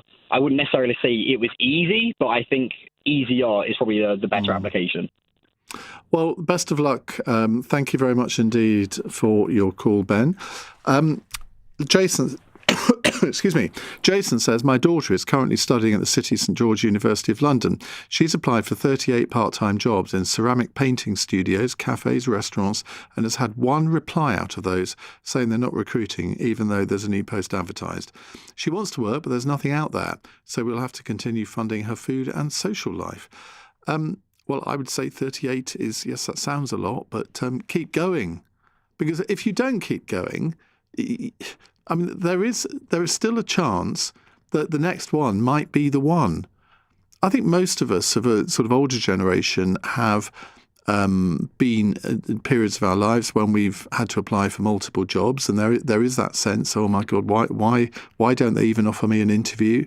But you have to keep persevering, because if you don't, then you become a statistic, and nobody wants that. It's 9:33. Matt Hewitt has the LBC News headlines. Married at First Sight UK scandal has deepened this evening as the Metropolitan Police urge any potential sexual assault victims to come forward. They're contacting production teams to ensure they know how to report criminal allegations after former contestants of the reality show said they'd been raped by their on-screen husbands. A UK police force is investigating 2 separate allegations of historical child sexual abuse following the release of the Epstein files. The Surrey force says the reports date from the mid-80s to the late 90s in Surrey and Berkshire. And Arsenal have won the Premier League, being confirmed as champions after Manchester City's 1-1 draw against Bournemouth. It comes as Southampton appeal the decision to throw them out of the playoffs to get into the top flight for spying on rival clubs. LBC weather mostly cloudy tonight, with showers easing as they drift eastwards, lows of 8 to 13 degrees. This is LBC. You've packed enough suitcases to know quality when you see it. Well, Saga Travel Insurance has been named a Which Best Buy. And now get 20% off when you buy before the 11th of June. Search Saga Travel Insurance for a quote today. New policies only, Standard and Plus, are which best buys May 2025. Terms and conditions apply. Over 50s only. Mr. and Little Miss are back in Happy Meal and they're off on a road trip. Your little one can go somewhere exciting with Little Miss Brave, laugh all the way there with Mr. Tickle, or make up an adventure all of their own. On this road trip, anything's possible. Some fun, some food, it's all inside this Happy Meal. Until the 8th of June from 11 a.m. Includes one pre-selected book or toy while stocks last, subject to availability. From countryside escapes to seaside breaks, and plenty of open roads in between, there's a Mazda for every kind of summer. Get 0% APR on selected models when ordered by the 30th of June, and keep your mind on the really important stuff, like trying to eat that ice cream before it melts. Search Mazda. Available on PCP when financed by Mazda Financial Services by the 30th of September 2026. Indemnities may be required. Terms apply. See website. Ocado price match your shop to over 10,000 products from Tesco.com, so you can get everything you need for less than you think. Should free up some budget for that emergency tub of ice cream. Ocado, the online supermarket. Max £10 voucher for difference on like-for-like shop. Valid 28 days. Excludes marketplace. Products may vary. Geographical restrictions, min spend and charges apply. Terms at ocado.com/price promise. Iain Dale on LBC. Text 84850. 9:36. Gary says here in France, businesses are encouraged to take on apprenticeships. The government gives them financial support, and all children in the last year of school or college have to go on work experience to various firms to see what it's like to work in the real world and get some experience. Well, that happens at schools in this country too, or at least good schools it certainly does. I moved over here 20 years ago with my son and daughter who were in secondary school. The boy is now a commercial electrician and the girl works in healthcare, all done through apprenticeships. I think that is the key, and I think this is where something hasn't quite worked on apprenticeships, where you had the last government. I mean, I remember when Matt Hancock was a junior education minister in charge of skills and apprenticeships. This would have been 2015, 2016, and he really got religion on it. But then, of course, he was moved and promoted. And it's a bit like our discussion earlier on the programme about the number of transport ministers we've had.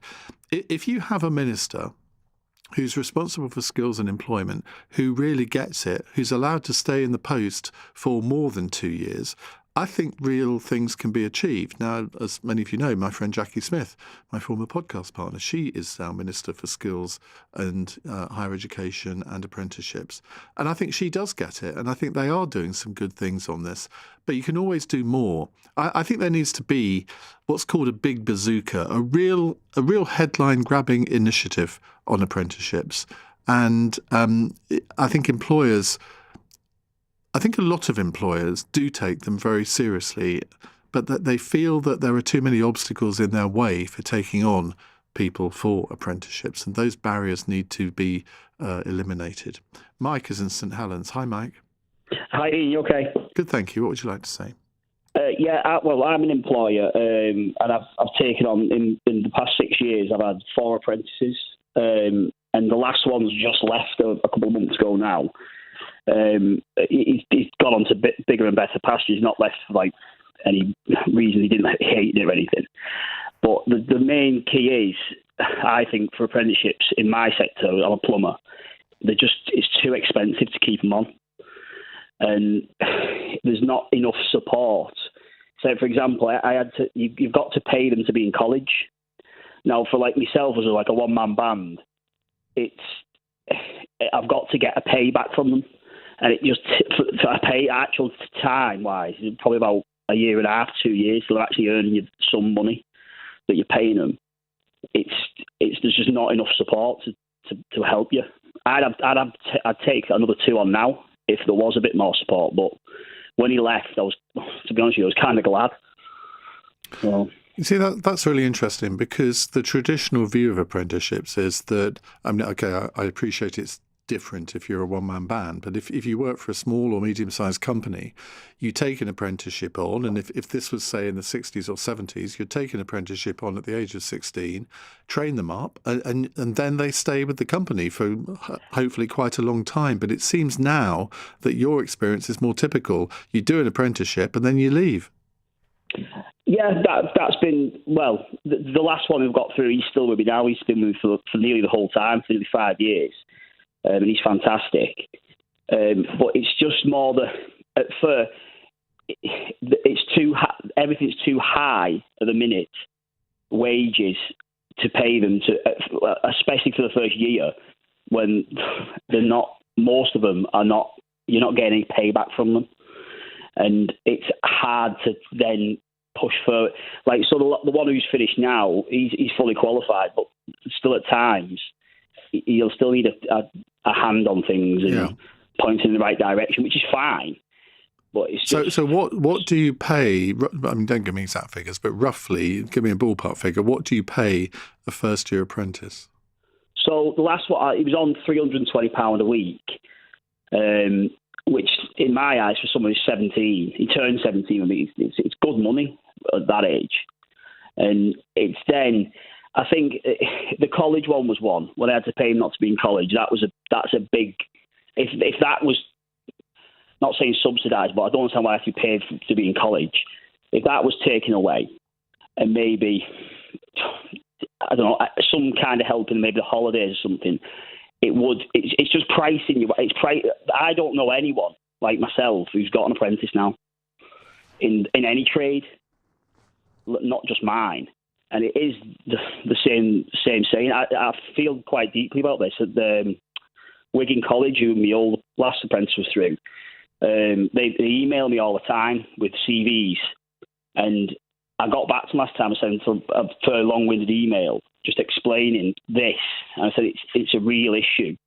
Like the want isn't not the want's there to take them on, but it's so essentially, if you were given the right incentives, and that might involve subsidising wages for a time, you would be more willing to take another apprentice on. 100%, yeah. I see what you said before about I always try and get back to them. The amount of calls I get off young lads, and I've had a few girls ring just asking for and offering themselves up for free. I'm actually giving a lad in the summer a bit of work experience, a young lad. But it's and I always try and talk to him. I always try and say, like you say, like people not getting back to him. And I said to Wigan College, I said, I bet a lot of these no one's getting back to you. And they said, no, they're not. I said, well, they're probably not telling you the truth. Now, on a completely different subject, Mike, can I consult you over a plumbing problem? Because if you lived in Tunbridge Wells, I might be able to give you some work, because I keep getting in my shower in the morning and it's not the right temperature and it won't change. It's really tepid. It's either a problem with have you got a boiler or a heat only with a cylinder? A boiler. It could be a problem with your. Is it no problem with any of the taps? No, just the shower. Just a thermostat for the shower. Right. Thank you very much indeed. I will tell my partner that, because I can't fix these things. I'm absolutely useless at it. Right, Gareth says, my 24-year-old son has a 2-1 degree from Leeds University in law, the same uni Starmer got his law degree from. So you've got a future Prime Minister in the making there, Gareth. Hopefully, no, won't say that. A master's degree in law and is halfway through his solicitor's exams. He's been applying for lots of jobs and so far has only had one interview for a London legal company for $30,000 a year training position. He was told by the company that 900 people applied for the job. What chance has he got? And there, I think that's where AI is striking. Because I think the law is a sector where if you did a law degree, you were pretty much guaranteed to be able to get a job somewhere. It may not have been the ideal job, but you would have definitely got a job. I think AI is taking over the legal sector. I was listening to a football podcast this morning, and they had a football lawyer on, and he said that, I can't remember what percentage he said, but quite a high percentage of his legal work he can now sort through AI, which I think is absolutely frightening. Charlotte is in Southwark. Hello, Charlotte. Good evening. Hi, what would you like to say? Well, I wanted to speak about the use of AI, actually. So a lot of what I've been seeing a lot of is, especially online, is that they're using AI to go through people's applications. It's not a regular person now. It's just AI. I've heard that. Yeah. And they're not, even when you get through to the interview process, you're being interviewed by an AI bot now as well. That's just awful, isn't it? Yeah, and it's sort of, I saw this creator on TikTok talk about it, and he was saying how he felt dehumanized because the questions are sort of like, they must have just gave this bot like a bunch of questions to ask, and you don't even have like a face to look at either. So I would say that what's missing definitely from that is the human aspect of it, and also because I'm from London, so I know that there's a high population of young people because it's a very multicultural area as well. And the BBC did a study where they sent out 100 applications with all different last names and first names, and majority of the time, the ethnic sounding names were getting rejected.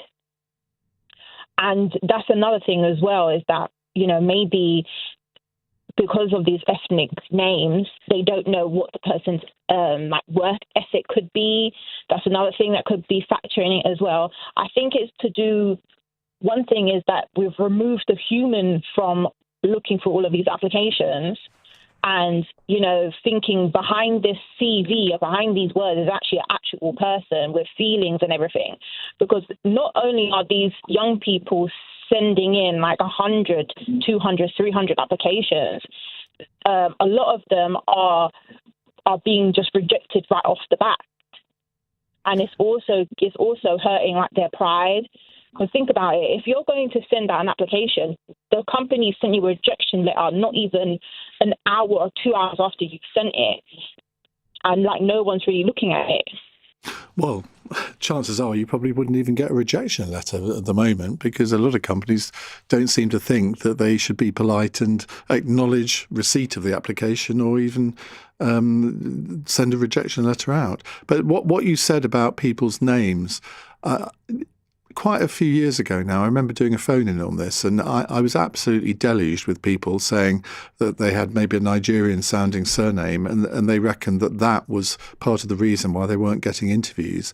And there was a couple of people that rang in, and they said they'd changed their surname to a more sort of English-sounding name, and they started getting interviews. And that is such a sad reflection on our working society, isn't it?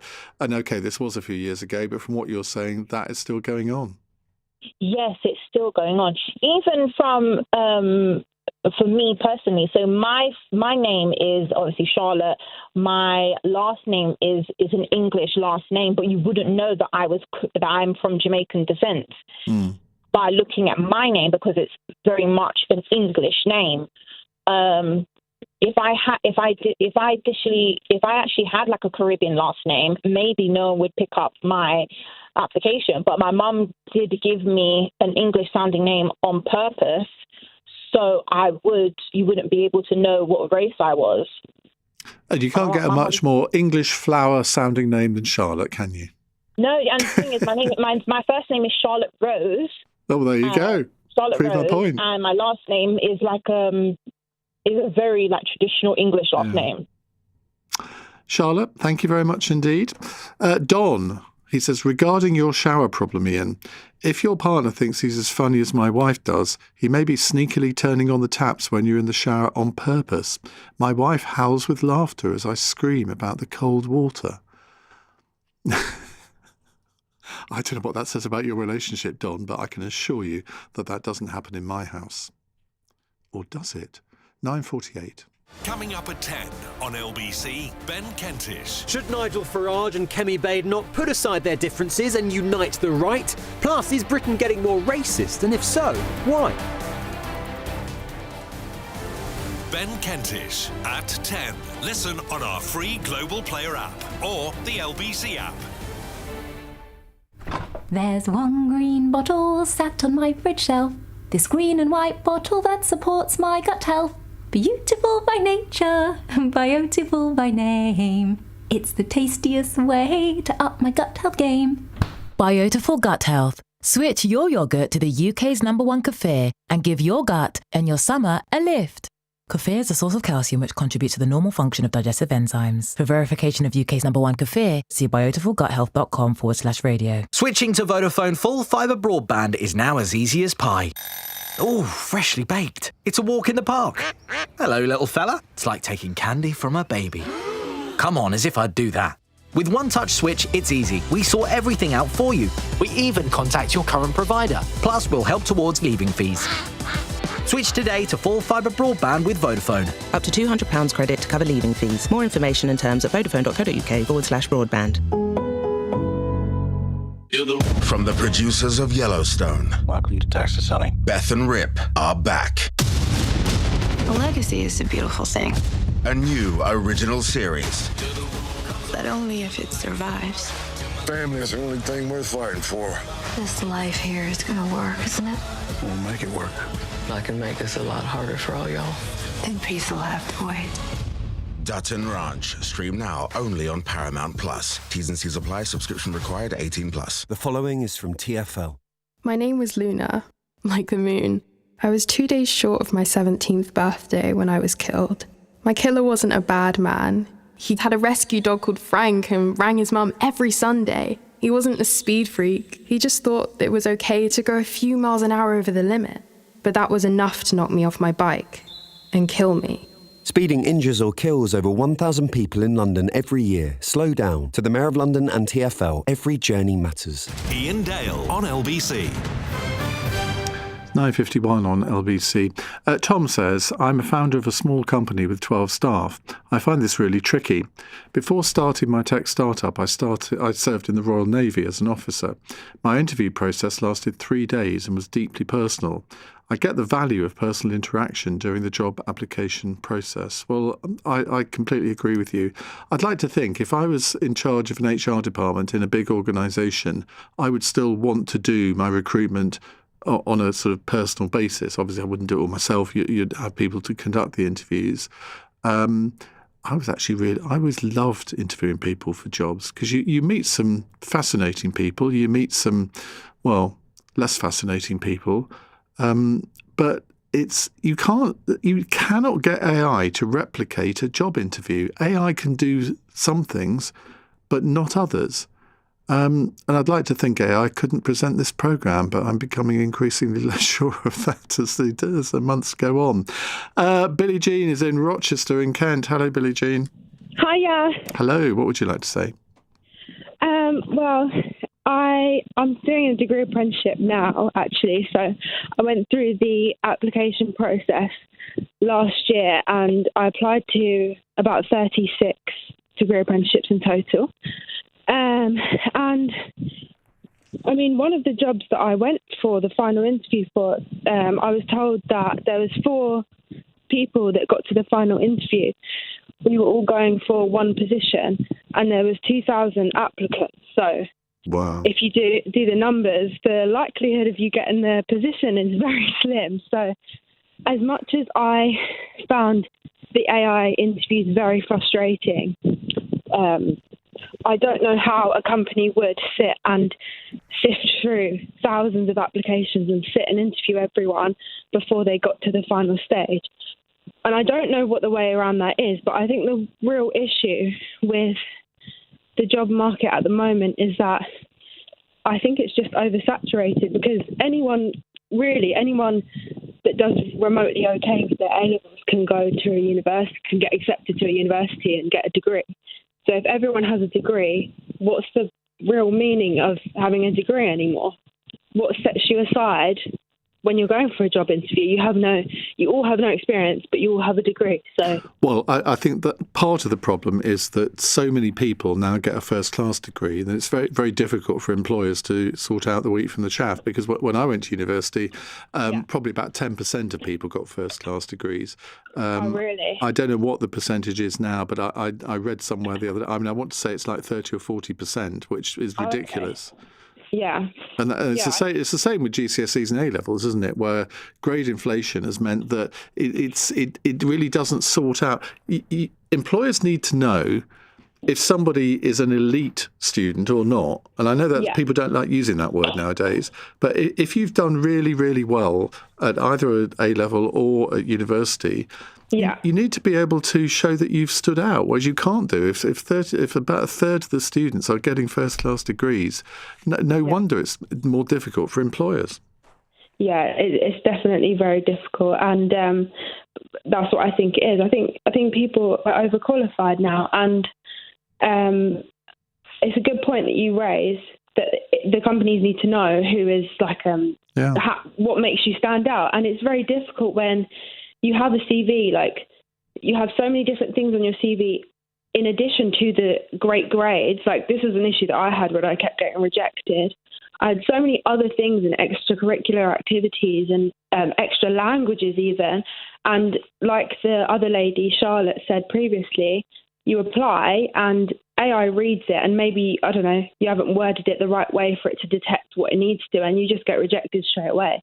And AI gets things wrong. Yeah. That's my problem with it, in that you constantly have to check what it tells you. And even if you ask it a simple question, often I would say about maybe 15% of the time, I find out that it's given me duff information. And I've actually stopped using it. Like during the program, sometimes I'll sort of ask it a question. And there was something, I can't remember the example, it was a few weeks ago. And it just gave me a completely duff information, which I then had to apologise for. So I don't use it anymore. Billie Jean, thank you very much indeed. Jack says, when I got trained as an HGV driver through a government scheme, I left my job with the promise of another job that subsequently fell through. I struggled to find a job in the sector I was trained in, as everyone wanted experience, even though there was a shortage in drivers. I applied for 178 jobs before getting what I have now. Well, that is perseverance, isn't it? Let's go to Neil, who's in Croydon. Hello, Neil. Good afternoon, or good evening, Ian. Evening. Yeah, I've listened quite regularly to your programme. I'm a similar age to you. When I look back now, I realise that we were very fortunate in the sense that the people who went to university, normally they'd go into a big company, they'd go into as a management trainee. And for people like myself who didn't go directly to university, we'd still go to large employers who quite often would send us on day relief so we could do A-levels or HNCs, etc. I'm backtracking a bit, going back to the apprenticeships, just to show that they're not always trades, because my nephew, who's 28, he grew up in Kent area, in Gillingham area. I know you live in Kent. And he did an accountancy apprenticeship and qualified as a chartered accountant. And he's to think of employers finding young people monosyllabic. Probably pronounced that wrong. Well, no, some are, some aren't. I mean, you can't just say that all... It's like, I remember when I was 16, I wrote a letter to my local newspaper complaining that all of their coverage of people of my age group was about violence. And I said, some of us aren't violent. We live perfectly normal lives. We're peace-loving and we're responsible members of society. And growing up in South London, yeah. Yeah, I mean, it's just stereotyping a whole group of people for no reason, really. Yeah, that's the problem sometimes with that kind of thing. But he has always been like Charlotte, I'm from a Jamaican background, but probably older than her, first generation. My parents came here in the 50s, the Windrush generation. But the point I was going to make was my sister-in-law, my brother's wife, my brother are quite bright people. I think we've come from quite a reasonably bright family. And she worked her way up in local authorities, got a good management job, did HNC, then built up to a degree, got a management diploma. And she's because of the people we go to school with, or perhaps our family, really dictates how articulate we are. And my nephew and his two older brothers, they're very intelligent young men. Yeah, well, I think it can play a part. I don't think it plays the entire part. But thank you very much, Neil. We've come to the end of the show, and thanks for all of your calls and messages this evening.